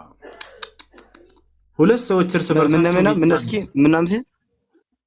ሰዎች እርስ በርሳቸው ቢጣሉ የአንደኛው ሚስት ባሏን ከሚመታው ሰው እጅ ታድነው ዘንድ ብትቀርብ እጇንም ዘርግታ ብልቱን ብትይዝ እጇን ቁረጥ፣ ዓይንህም አትራራላት አለ። የርህራሄ አምላክ እጇን ቁረጣት። ምኗን ብትይዘው ነው? የማይያዝ ነገር ነው። ያው ብልቱን ብትይዝ አለ። ብልቱን ብትይዝ የማይያዝ ነገር ነው። ይሄ ማለት የወንድ ልጅ ብልት አልወጣኝም፣ የማይያዝ ነገር አልወጣኝም። አንደኛ ሴት ልጅ ብትጣላ እንደዚህ ያለበት ምክንያት ለአንደኛው ማዳላት የሚሆን የለም። እንደዛ ሳይሆን ሁለቶችንም ከተቻለ ማገላገል፣ ሲቀጥል ደግሞ ለአንዱ ተቃራኒ ሆኖ ለአንደኛው። ስለዚህ አንተ የምትለው በእስልምና አንድ ወንድና ሴት ሲጣሉ ለባሏ አግዛ ብልቱም እንትን መያዝ መጉዳት ትችላለች ማለት ነው። በእናንተ አስተምሩት እንደዛ ነው የሚለው ማለት ነው። እኔ ስለ እስልምና በዚህ ጉዳይ መቼ አወራሁኝ? ገና ነኝ። ስለዚህ አይ ገና ስለ እስልምና ምን እንደሚል አሁን አገላለጽ እንደዛ ነው። ከኔ ጠብቅና መልሱን በእስልምና ደግሞ ላስረዳ። በእስልምና የሚለውን ላስረዳ። አሁን በእስልምና የሚለው አንተ ቅድም የሰጠህ የማብራሪያ ራሱ ነው። ፍትህ የሆነ ማብራሪያ ሰጥቷል። ከዚያ በኋላ መሆን ያለበት አለ ይሄ ልጅ ከዚህ በኋላ ምን አለ መሆን ያለበት? ሁለት ሰዎች ቢጣሉ በመካከል ገብታ ማስታረቅ እንጂ ያለባት ይሄን ማድረግ የለባትም አለ። ይሄን አይነት መጽሐፍ ቅዱስ ኢስላም ነው ይሄን የሚለው። ኢስላም ምን አለ መሰለህ? ቃለ ሱብሓነሁ ወተዓላ ፊ ሱረቲል ሁጁራት ወኢን ጣኢፈታን ሚነል ሙእሚኒነ እቅተተሉ ፈአስሊሑ በይነሁማ ፈኢን በገት ኢሕዳሁማ ዐለል ኡኽራ ፈቃቲሉ ለቲ ተብጊ ሐታ ተፊአ ኢላ አምሪላህ ፈኢን ፈአት ፈአስሊሑ በይነሁማ ቢልዐድሊ ወአቅሲጡ ኢነላሃ ዩሒቡል ሙቅሲጢን። አላህ ምን አለ? ሁለት ሰዎች ቢጣሉ አለ አላህ ምን አድርጎ አለ? አንዱ ለሌላው ሂዶ ያብር አላለም። ታዲያስ ፈአስሊሑ በይነሁማ በመካከላቸው አስታርቁ አለ። አስታራቂን ይወዳል አላህ። አስታርቁ በመካከላቸው። እሺ ከዚያስ በኋላ አልታረቅም ብሎ ሌላኛው አንዱ ሌላኛውን ቢጎዳውስ? የሚጎዳውን ሰው ሄዳችሁ ታግዙታላችሁ? አታግዙትም? እስኪ ፍትሃዊ ሆናችሁ ይሄን መልሱ። ሁለት ሰዎች እየተጣሉ አገኛችሁ። አንደኛው እየጎዳው ነው፣ አልሰማም አልታረቅም ብሎ ይደበድበዋል። ምን ታደርጋላችሁ? በዚህ ሁኔታ ምን ታደርጋላችሁ? እየተጎዳ ያለውን ሰው ሄደህ ታግዘዋለህ አይደለ? ሚኪ አንድ ሜትር አንሳው።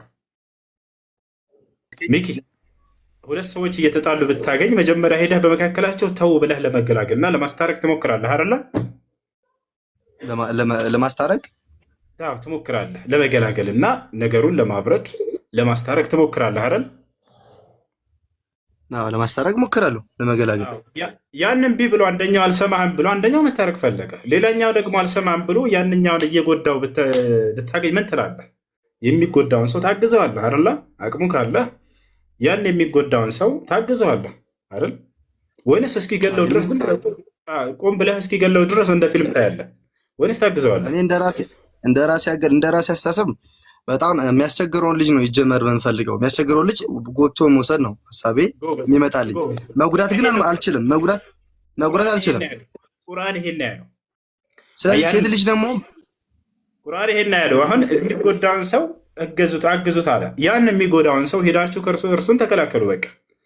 ስለዚህ ይሄን ያለው ቁርአን ነው። አንተ ግን ይሄን ከመጽሐፍ ቅዱስ ላይ አታመጣልን። እግዚአብሔር እንዳለ ያለው የቱ ጋር ነው ያለው? እግዚአብሔር ምን የሚለው በምን አሁን በዚህ ጉዳይ ላይ ሁለት ሰዎች ቢጣሉ አለን። እግዚአብሔር ሁለት ሰዎች ቢጣሉ አለን። ባሏን እየጎዳባት ነው። ባሏን የሚጎዳባትን ሰው ያኛውን ሰው ሄዳ እንትን ብትል ከባሏ ብትከላከል አይፈቅድላትም እግዚአብሔር። ቁጭ ብላ እንደ ፊልም እንድታይ ነው በቃ ያዝዛት። ያንን ሄዳ ብታግዝ ባሏን ከሚመታው ሰው ልታስጥለው ብትሞክር አለ እጇን ቁረጧት አለ እግዚአብሔር። በቃ እየተገደለ ባሏ ቁጭ ብላ ማየት አለባት ነው የእግዚአብሔር ሀሳብ። ምንድን ነው ያለው? እንደዛ ነው ያለው። ያው እናስነብበህ፣ ያው ክፈትለት፣ ቁጭ ብላ ተይ።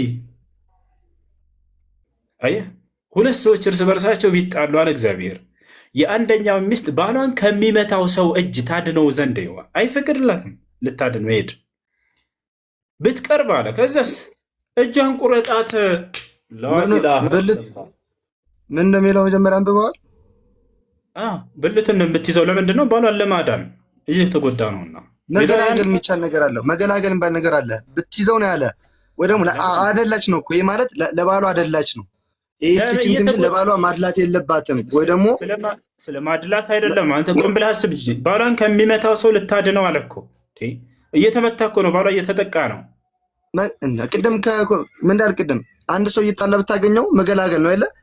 እሷ ደግሞ ለባሏ አድልታ እንደዛ የምታረግ ከሆነ ይሄ ምንድን ነው? ኢፍታ ነው የሚሆነው። ይሄ ሌላ እየተጎዳ ነው፣ ባልየው እየተደበደበ ነው፣ እየተመታ ነው፣ እየተጠቃ ነው። ያው ከሚመታው ሰው ማገላገል ነው አላለ፣ እየተመታ ነው፣ ሰውየው እየተጠቃ ነው። በዚህ ሰዓት ባሏን ማዳን ያለባት፣ እየተጎዳ ነው እሱ። ቅድም ምን አልኩህ? አንደኛው ሌላውን እየጎዳው ብታገኝ ምን ታደርጋለህ? ስለ የሚጎዳውን ሰው ሂጂ እንትን እለዋለሁ እንጂ አልክ በቃ። ስለዚህ ሚስትም እንደዛ ነው ያደረገችው። በምን ትእዛዝ ነው? በማን ትእዛዝ ነው? ከየት መጽሐፍ ነው? እግዚአብሔር በሙሴ። የሙሴ ህግ ነው፣ ህግ ነው። ማን የሰጠው ለሙሴ? ለሙሴ ማን የሰጠው? እግዚአብሔር ነው አይደለም? ህግ እና ህግ ነው እኮ ህግ ነው። ማን የሰጠው? መጽሐፍ ቅዱስ ላይ በእንትን የጻፈ ሳይሆን ይህ በሙሴ የተሰጠው፣ በሙሴ እንትን ዘመን የተሰጠው ህግ በሙሴ የነበረ ህግ ነው። ገብቶሃል? ከዛ በኋላ ለሙሴ ሰጠው። ለሙሴ አንዴ መረጋጋት እድል ስጠኝ እንጂ ሚኪ። ይሄን ህግ ለሙሴ የሰጠው ኢየሱስ ክርስቶስ ነው ወይንስ አይደለም? ኢየሱስ ራሱ ነው እጇን ያስቆረጣት። እንደው ኢየሱስ ነው አይደለም? ምን ለሙሴ የሰጠው ህግ? አስርታ ትእዛዝ ነው የሰጠው። አስርቱ ህግ ነው የሰጠው ለሙሴ። አስርቱን ህግ ነው። ከአስርቱ ህግ ላይ እንደዛ የሚል ካለ አሳየኝ። ህግ የሰጠው ከሆነ ይሄንን ህግ ለሙሴ የሰጠው ሙሴ በራሱ ነው የጻፈው ካልከን መጽሐፍ ቅዱስ የሰው መጽሐፍ ነው ማለት ነው። አለቀ እዚሁ ጉዳዩ። አይ ሙሴ አይደለም አምላክ ነው ካልከኝ ኢየሱስ ክርስቶስ። ስለዚህ ሴቶችን እጃቸውን ቁረጧቸው ብሎ ሲያዝ ነበር ማለት ነው። ሙሴ የነበረው ማን ነው ይሄን ህግ ያወጣው? ሙሴ በራሱ ከሆነ እሺ እንስማማለን። ሰው እንዳውም አሪፍ የሰው መጽሐፍ ነው የአምላክ መጽሐፍ አይደለም ማለት ነው። አይ ኢየሱስ ነው ካልክ ግን ኢየሱስ ራሱ ሴቶችን እጃቸውን አስቆርጧል ማለት ነው። ምን ትላለህ? ህግ ምንድን ነው? ህግ ማለት በሙሴ የነበረው ህግ አምሳሌ አንድ ሰው ምንድን ነው በብሉይ ኪዳን የነበረው ህግና አሁን ደግሞ የሚለያይበት አምሳሌ በብሉይ ኪዳን የነበረው ህግ ነው ይሄ ያለው። ገብቶሃል? ማን ነው ይሄን ያለው? ባለቤቱ ማን ነው? ማንነቱን እየጠየቀው ያለው ማን ነው? ይሄንን ህግ ያወጣው ሙሴ የነበረ ህግ ነው።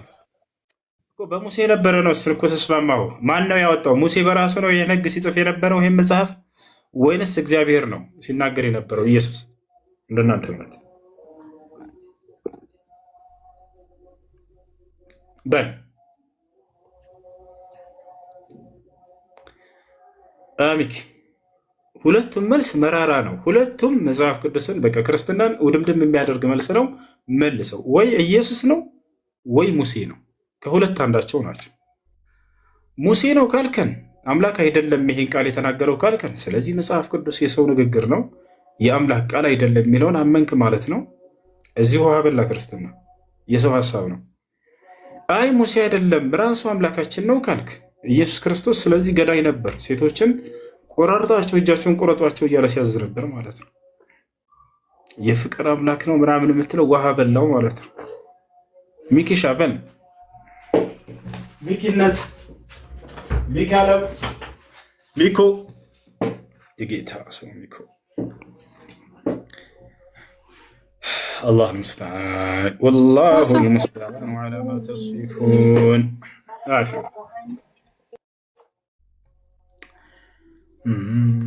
ዛሬ እኮ ሙሳ ነፃ የወጣበት ቀን ነው። ደስ ላይ ወረብል ካባ ዛሬ በጣም ደስተኛ ነበሩ። የሙሳ ደስታ የእኔም ደስታ ነው ብሎ ነቢ ሰለላሁ ዐለይሂ ወሰለም ተናግረዋል። ፈነሕኑ አሐቁ ቢሙሳ አሉ። ለሙሳ እኔ ከማንም በላይ የምገባው እኔ ነኝ አሉ። ያ ሰላም ነቢ ሰለላሁ ዐለይሂ ወሰለም ዛሬ በጣም የተደሰቱበት ቀን ነው። ለምን ከተባለ የወንድሜ የሙሳ ደስታ የእኔም ደስታ ነውና ብለው ተናገሩ። ነቢያቶችን እንዴት እንደሚወዷቸው ነቢ ሰለላሁ ዐለይሂ ወሰለም አትጠይቁ ወረበል ካዕባ። ነቢያችን ሰለላሁ ዐለይሂ ወሰለም ነቢያቶችን ሲወዷቸው ተዉት።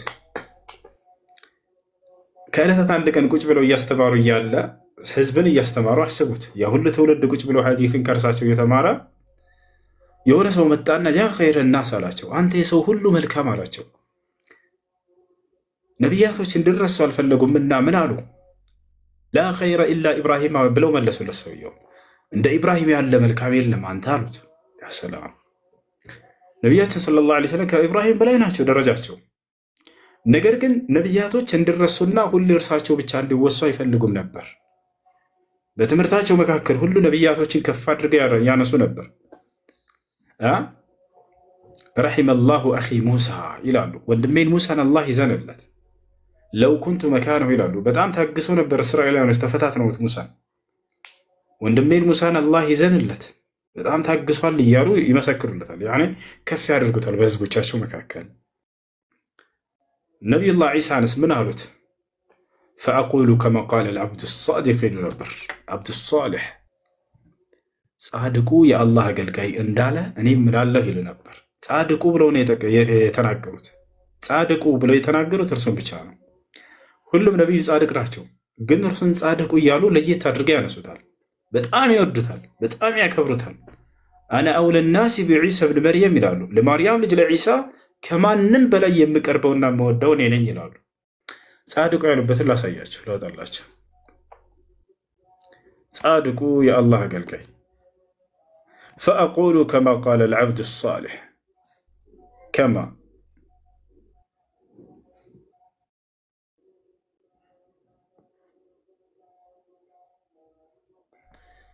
ፈአቁሉ ከማ ቃል አልዓብዱ ሳሊሕ ጻድቁ የአላህ አገልጋይ እንዳለ እኔም እላለሁኝ ይላሉ። ኑ ያሳያችሁ። ዩሕሸሩ ናስ የውም አልቅያማ አሉ ሑፋተን ዑራተን ጉርለን ከማ ኹሊቁ ثم قرأ كما بدأنا أول خلق نعيده وعدا علينا إنا كنا فاعلين وأول من يكسى من الخلائق إبراهيم ويؤخذ من أصحابي برجال ذات اليمين وذات الشمال فأقول يا رب أصحابي فيقال إنك لا تدري ما أحدث بعدك إنهم لن يزالوا مرتدين على أعقابهم منذ فارقتهم فأقول كما قال العبد الصالح ጻድቁ የአላህ አገልጋይ እንዳለ እኔ እምላለሁ ይላሉ። እስኪ ወደ አማርኛ ቀየረው።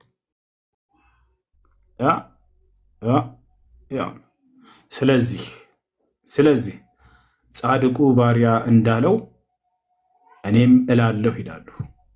ጻድቁ የአላህ ባሪያ ብለው ነው የሚገልጹት ነብዩ ሰለላሁ ዐለይሂ ወሰለም። ማንን? ዒሳን።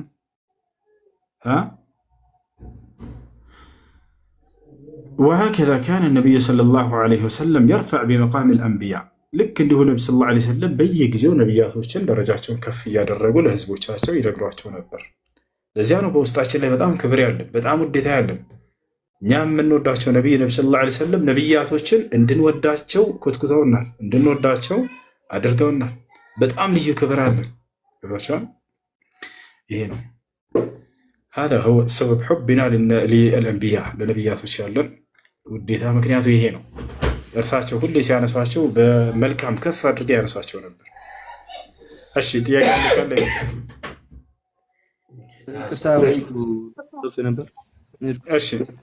ሚኪ አንዴ ዛህራ የምትባለው ታች አብሯት ክርስቲያን አለች እና ያስገባት እሱ አንድ ክርስቲያን ልጅ ጥያቄ አላት ታች ላይ መርሐባ። እሺ አንዴ ስልክ ላወራ ነው።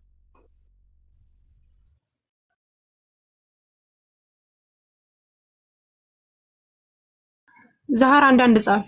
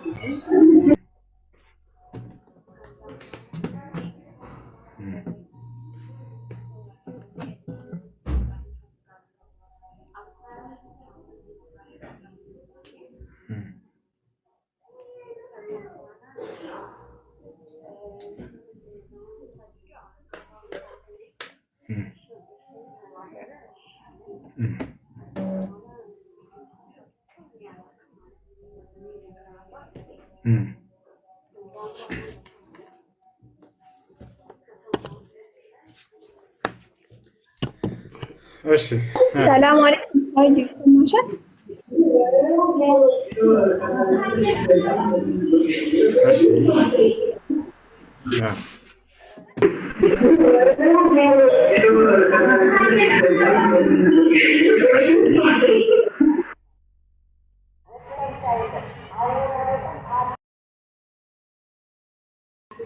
ሀዩ ይሰማሻል? አዎ ዛህራ ይሰማል። ክርስቲያኒቱ አብራሻለች አሁን። ሰላም አለይኩም ለች ወአለይኩም ሰላም። እሺ ሙሴ ጨረስና ይመልስላታል ኢንሻአላህ።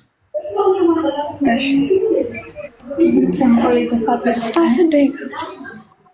እስከዛ አንቺ ታወሪያት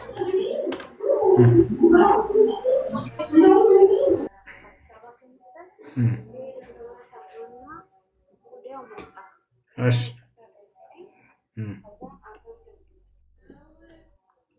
ሶስት ጊዜ ነው የፈታሽ ወይንስ አንድ ጊዜ ነው የፈታሽ? አንድ ጊዜ ነው የፈታሽ? ሶስት ጊዜ? الو تسمعين كلامي؟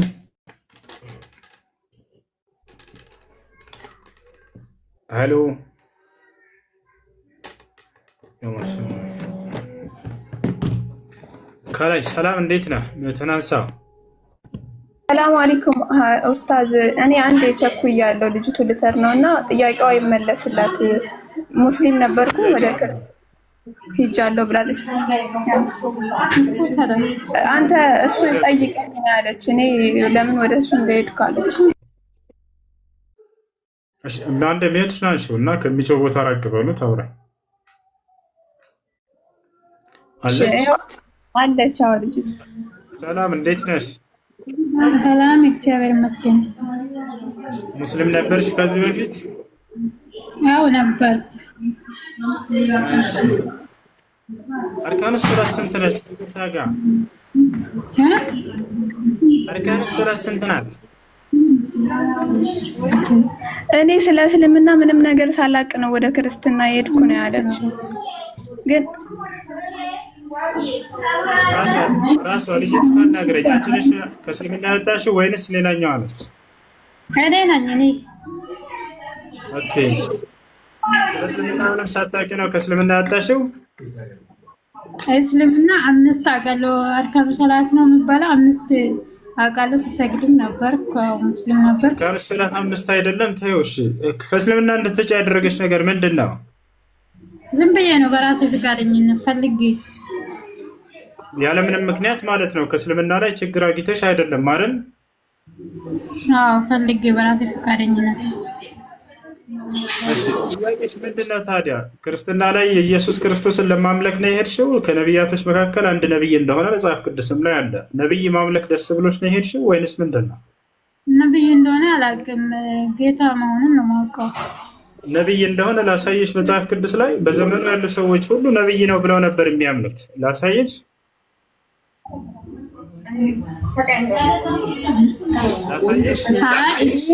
ጌታ ኢየሱስ ጌታ አዳኝ ህይወት መንገድ መሆኑን አውቃለሁ፣ ግን ነብይ መሆኑን አላውቅም። ነብይ መሆኑን መጽሐፍ ይናገራል። ላሳየሽ። መጽሐፍ ቅዱስ ላይ በዘመኑ የነበሩ ነብይ ሰዎች ሁሉ ተአምር ሲሰራ ያዩ ሰዎች ሁሉ ምንድነው ሲባሉ ነብዩ ኢየሱስ ነበር የሚሉት። ላሳየሽ ማስረጃ መጽሐፍ ቅዱስ ላይ አይደለም። እኔ እንደዚህ ብዬ አላመንኩማ። ደግሞ ያመንኩት እኔ ኢየሱስ ጌታ ሕይወት ነገር መሆኑን አምኛለሁ። መጽሐፍ ቅዱስ ማንባይ እስከዛሬ አምኜ የኖርኩት በምንድን ነው?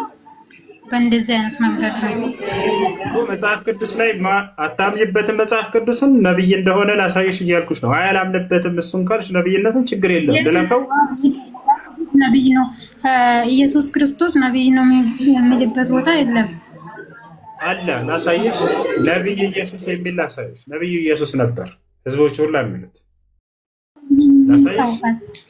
ይሄ ደግሞ አሁን ዛሬ መንገደኛም ስለሆንኩ አልተዘጋጀውም። መጀመሪያ ነገር ምንድነው ልጅቷ ሳላስብ የጠየቀችኝ ዝም ብዬ እሷን እንትን ብዬ አላሰፍራት ምናምን ብዬ ነው እንደ የመጣው ስለማስም አልተዘጋጀውም። ነብይ መሆኑን እሺ ትቼዋለሁ። አላሳይም እሱ አሁን እሱን አምላክ ነው እንድትይ ያደረገሽ አምላክ ነው እንድትይ ያደረገሽ እንድታድግ ያደረገ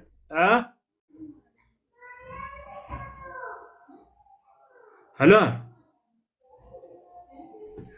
ሄሎ ሸጊቱ ሄሎ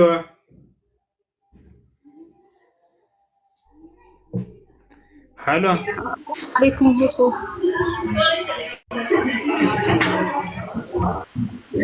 የሆነ ጥያቄ ልጠይቅህ ነበር። እቺ ሰልማ ነው። እኔ ሰለምቴ ነኝ። ያቺ አውጣ ነው ሙስሊም አይደለችም። እሺ ስለ ሶላት ስጠይቃት ሶላትን ባልመለሰችም አይ ኢየሱስ ክርስቶስ ነብይ ነው ላሳይሽ እንኳን አላይም አልፈልግም አለች። ስለ እስልምናም ታውቀዋለች ብዬ ህፃን ልጅ የሚያውቀውን ሙስሊም ሁልጊዜ እዚህ የምጠይቃቸውን ጥያቄ ነው። አልቀይረውም እንኳን የማልቀይረው ይህን ጥያቄ ለምን እንደሆነ ታውቃላችሁ? አንዱ ከሌላ አይማሩ። ሁላቸውም አውቀው ነው ውሸታቸውን ነው ከእስልምና ወጥተናል የሚሉ ሰዎች ሁሉ ማለት ነው። እኔ አምጡልኝ ከእስልምና ወጥቻለሁ የሚል አንድ ህፃን ልጅ የሚያውቀውን ሙስሊም ጥያቄ ልጠይቃቸው አያውቁትም። ወጥቷል። እንዳጠቃላይ ሙስሊም ነበርኩ እያላችሁ ራሳቸው በረብሩ ማለት ነው። እሺ ጥያቄሽ ምንድን ነው? እሷ ጥያቄዋን ተጠይቅ። እኔ የሆነ ጥያቄ ነበረኝ ማለት ከሰለምኩ ቅርብ ጊዜ ነውና እሺ ከዛ የአንተ ቤት ለመግባት ጊዜ ስላላገኘውኝ ነውና ብጠይቅህ በሽ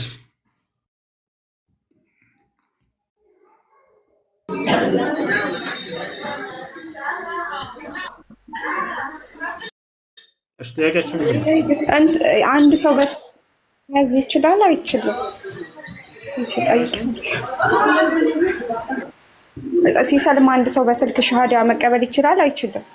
ይችላል። በትክክል ያኔ ተጎኝ ሰው ይቻላል። ችግር የለውም። በትክክል ሻሃዳ መያዝ ከቻለ ይችላል። ችግር የለውም።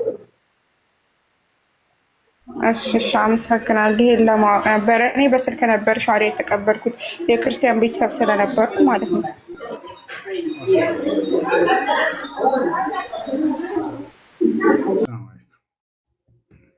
ጥያቄ ያለው ይቀጥል።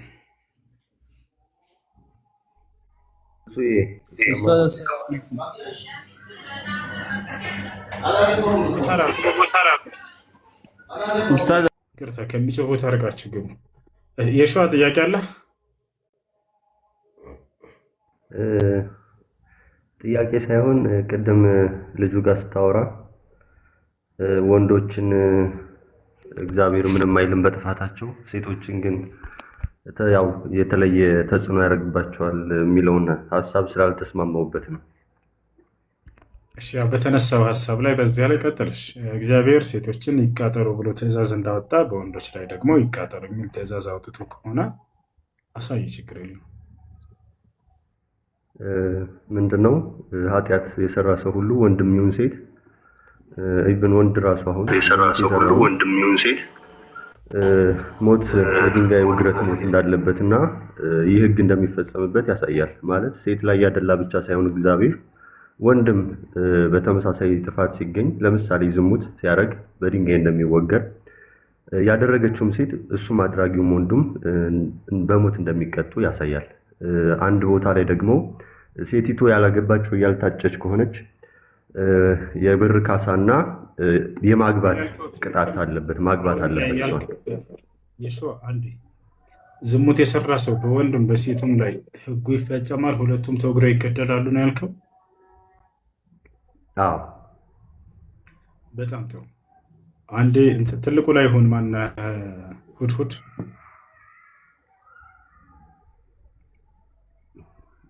ማስረጃ ላሳይ እና ችግር እኔ አሁን ባልከው ላይ ወንድም ሴቱም ተወግረው ይገደላሉ ካልከን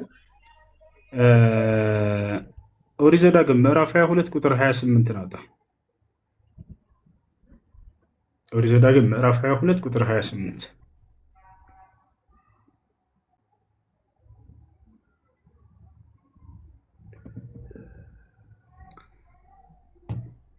ምን ይላል?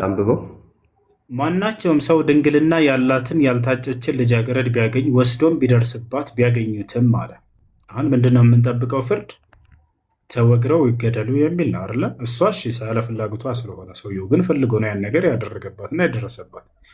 ነገር ግን እግዚአብሔር እዚህ ጋር እንደሚ ተመልከቱ፣ ያ የደረሰባት ሰው 50 የብር ሰቅል ለብላቴናይቱ አባት ይስጥ፣ አስነውሮታልና ሚስት ትሆነው በእድሜው ዘመን ሁሉ ሊፈታትም አይገባውም ማለት። ያ ዝሙት የሰራ ሰው ይወገር አላለም እግዚአብሔር። ለምን? አለይኩም ሰላም ሁሱዬ፣ መጨረሻ ላይ እኮ አልሰማኸኝም እንጂ ያቺ ሴት ካልታጨች ወይም ያላገባች ከሆነች የብር ቅጣትና አብሮ እስከ እድሜ ፍጻሜው ድረስ አብሮ እንዲኖራት የሚል አንድ ትእዛዝ አለ ብያለሁ መጨረሻ ላይ። ከዛ በፊት ደግሞ ያገባች ከሆነች ያቺ ሴት ወይም የታጨች ከሆነች በሞት ቅጣት ነው የሚፈረድበት። እሱ ሳይሆን ሀሳባችን ዝሙት የሰራ ሰው ተወግሮ ይገደል ይላል። እዚህ ቦታ ላይ ተወግሮ ይገደል የሚል ፍርድ አንደኛ አልፈረደበትም። ለምን? ዝሙት ነው የሰራው ወይንስ አይደለም? እሺ ሁሱዬ ለመረዳት ሞክር ነኝ። አንድ ጊዜ 30 ሰከንድ ላውራ። ምንድነው እያልኩ ያለሁት? እግዚአብሔር ሁለት ትእዛዝ አስተላልፏል። ዝሙት የሚያደርግባት ሴት ያገባችና ወይም ደግሞ በመታጨት ውስጥ ያለች ከሆነች እርሷም እርሱም ይወገሩና የሞት ቅጣት ይቀበላሉ። ግን የደረሰባት ሴት ግን ያልታጨችም ያላገባችም ከሆነች ያችን ሴት አታሎም ሊሆን ይችላል፣ በጉልበትም ከደፈራት ግን ቅጣቱ የብር ቅጣትና አብሮ እስከ ሕይወት ፍጻሜው በትዳር አብሯት እንዲኖር እንዲንከባከባት ባሏ እንዲሆን ሚስቱ እንድትሆን ነው ቅጣቱ። ሁለተኛው ቅጣት ደግሞ ሕይወቱ ያጣል ሕይወቱ። እሱም ባለትዳር እሷም ባለትዳር ከሆኑስ ተወግረው ይገደላሉ አይደል? እንደ እግዚአብሔር ሕግ። አዎ በጣም ጥሩ። ዳዊት የኦሪዮ ሚስት ሁለቱም ባለትዳር ሆኖ ነው አይደል ዝሙት የሰራባት? ያ ዳዊት ለምን አልተወገረም? ኦኬ ዳዊት ላይ የደረሱ ቅጣቶች አሉ፣ ያልደረሰ ቅጣት አለ። ለምሳሌ ዳዊት ያልተገደለው አስጨርሰኝ እኮ ዳዊት ያልተወገረው ያልተገደለው ያልተወገረው ምናልባት ታሪኩን ሙሉን አንብበው ከሆነ እነሆ በደል ፈጽሜ ያለውና ነብዩ መጥቶ ሲነግረው ያደረገውን ጥፋት እነሆ በደል አድርጌ ያለው እንግዲህ ምናምን ብሎ መጸጸት ሲጀምር እና እንደሚጠፋ ስለሚያውቀው ነብዩ ምን ይሏል መልሶ? አይ እግዚአብሔር ምህረት አድርጎልሃል ይሏል። ምን ማለት ነው? ይህ ዳዊት ስለተጸጸተ ነብዩ መጥቶ ሲናገረው ስለተጸጸተ ጥፋቱን ስላወቀ መወገሩ ወይም ሞቱ ይቅርታ ብሎለታል። ቢጸጸት አንድ ሰው ያ ሕግ ሁሉ አይፈጸምበትም ማለት ነው። የእግዚአብሔር ሕግ ይሻላል ከተመለሰ ማንኛውም ወንጀል በንስሐ ሰውየው ከተመለሰ ያ ሕግ አይፈጸምበትም ማለት ነው። አሁን እዚህ ላይ ያን ሰውዬ መመለሱ መጸጸቱ በብዙ ነገር ይታያል፣ በብዙ መስፈርቶች። ዝም ብሎ አንድ ሰው እየሰረቀ ወይ ዝሙት እያደረገ ሊገደል ሲል ኧረ እኔ እኮ ተጸጽቻለሁ ቢል አይማርም። እንደዛ አይነት ምህረት አይደረግለትም። ግን ትክክለኛ የልብ አይደለም። ስለዚህ ቢጸጸት ሰውየው ከኃጢአቱ ምህረት አይደረግለትም፣ ይወገራል ማለት ነው አይደል?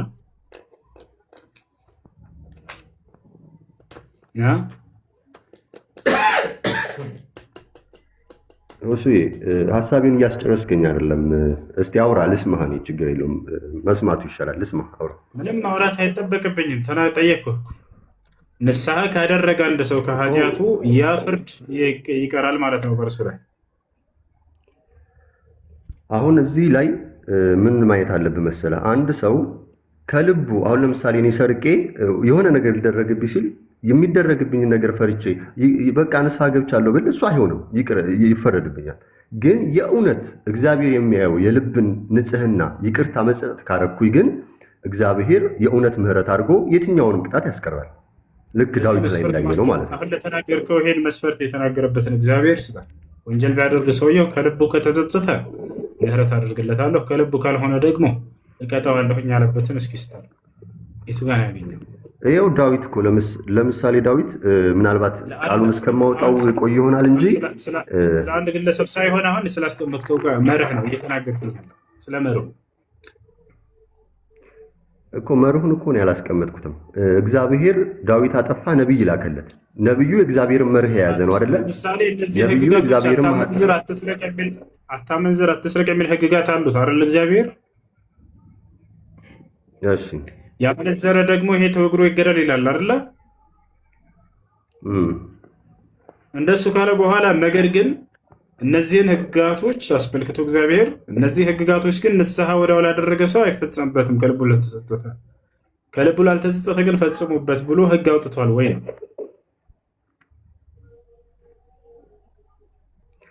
ህግ አውጥቷል። ደግሞ በተለያዩ ዘመናት ተፈጻሚ አድርጓል። ሰዎች እስራኤልም ከኃጢአታቸው ሲመለሱ እግዚአብሔር ጥፋትን አስቀርቷል። ሊያመጣባቸው ያለውን ጥፋት አስቀርቷል፣ ይቅር ብሏቸዋል። ያወጣበትን ህጓን ነው የፈለግኳል። ሁሱ አንተ የምትለው አንድ ሰው ኃጢአት ቢሰራ ከልቡ ይቅርታ ቢል ምንም ምህረት አይደረግለት የሚል ጥቅስ አንተ ነው የምትለው ነው? ይቀጥል ሰው አይ እንደ ሀሳብ አልገባኝም። ያንተ ሀሳብ አንድ ሰው ስተትብስላለ ወይ እሱ ሀሳቡን ይጨርስ ወይ ይፍቀድልህና ቀጥል፣ ችግር የለብኝም። እሺ መልስልኝ። አዎ ደግሞ አይደለም ችግር የለው። የሸዋ ይቀጥል ያንተ ጥያቄ። እሺ በቃ ከኔ ጋር ቀጥል። እግዚአብሔር 10ቱን ህግጋት አውጥቷል አይደል ሚኪ? በጣም ጥሩ። 10ቱ ህግጋት ምን ምን ናቸው? አትስረቅ፣ ዝሙት አትፈጽም፣ ባልንጀራን ራስ አድርገህ ውደድ። 10ቱ እንደዚህ ናቸው። 10ቱ ህግ ብዙ ነው። 10ቱ ህግ ብዙ ነው። ብዙ ሳይሆን 10 ነው። ስንት ናቸው? 3 ነው። ልዘርዝርልህ። አዎ ጉግል ማየት አይቻልም። እሺ ችግር የለውም። እሺ ለማንኛውም በዚህ ውስጥ ምን አለ? አሁን ሀሳባችን አታመንዝር የሚል ነው። እሺ አታመንዝር የሚል ነው። አትስረቅ ወይንም እነዚህ አሉ። እሺ አታመንዝር ካለ በኋላ እግዚአብሔር ነገር ግን ያመነዘሩ ሰዎች ፍርዳቸው ምንድን ነው ብሏል እግዚአብሔር? ተወግሮ መገደል አይደለ? በምን ህግ ነው እሱ? በየትኛው ህግ ነው? በሙሴ ህግ ነው? በእግዚአብሔር ህግ። ህጉ ማን የሰጠው? በምን ዘመን ለሙሴ ከሰጠው ህግ ነው ወይስ ከምን አንተ እንደዛ አንጻር ያድርገው? በእግዚአብሔር ህግ። በየትኛውም ጊዜ ይሁን እግዚአብሔር ነው ህጉን የሚያወጣው። እስኪ አይ ማለት የተወግሮ ይገደል ያለው በሙሴ በብሉይ ኪዳን ወይ ደግሞ በዛ ዘመን ነው። ዝሙት የሚፈጽም ተወግሮ ይገደል ወይ ደግሞ እንደዛ አልከው ለሙሴ የሰጠው ህግ ነው። በአዲስ ኪዳን ህጉ አይፈጸምም አታመልክም ማለት ነው። አሁን እስኪ ማስረጃ አስተሽ ለምኑ? አይ ዝሙት የፈጸመ ሰው የተወግሮ ይገደል በአዲስ ኪዳን ማለት ነው የሚል እየተጠየቀ ነው። እሱ በአዲስ ኪዳን አታምንበትም አትቀበለውም ማለት ነው ወይ የተባልከው ጥያቄ ነው። እሱ ጥያቄ ማስረጃ የተጠየቀው ታምንበታለህ። ስለዚህ አንድ ሰው ዝሙት በአዲስ ኪዳን ስለዚህ ዝሙት አንድ ሰው ቢሰራ ዝሙት አንድ ሰው ቢሰራ ነው አይደለም? አዳምጠሽ። አንድ ሰው ዝሙት ቢሰራ ያን ዝሙት የሰራውን ንስሐ ቢገባና ይቅር በለኝ ብሎ እንትን ካለ ይማራል። ይሄ ደግሞ ግልጽ በግልጽ ነው የሚማር ነው። ምክንያቱም ግን ዝሙት ሰርቶ አልሰራውም ብሎ ድግግም የሚል ከሆነ ወይ ደግሞ አላጠፋውም ብሎ የሚያምን ከሆነ ይቀጣል፣ በሲኦል ይጣላል። ግን ዝሙት እንደሰራ ንስሐ ከገባና ማስረጃሽ ኃጢአት የሰሩ ሁሉ ወደ ይቅር እንደሚባሉ ልስተ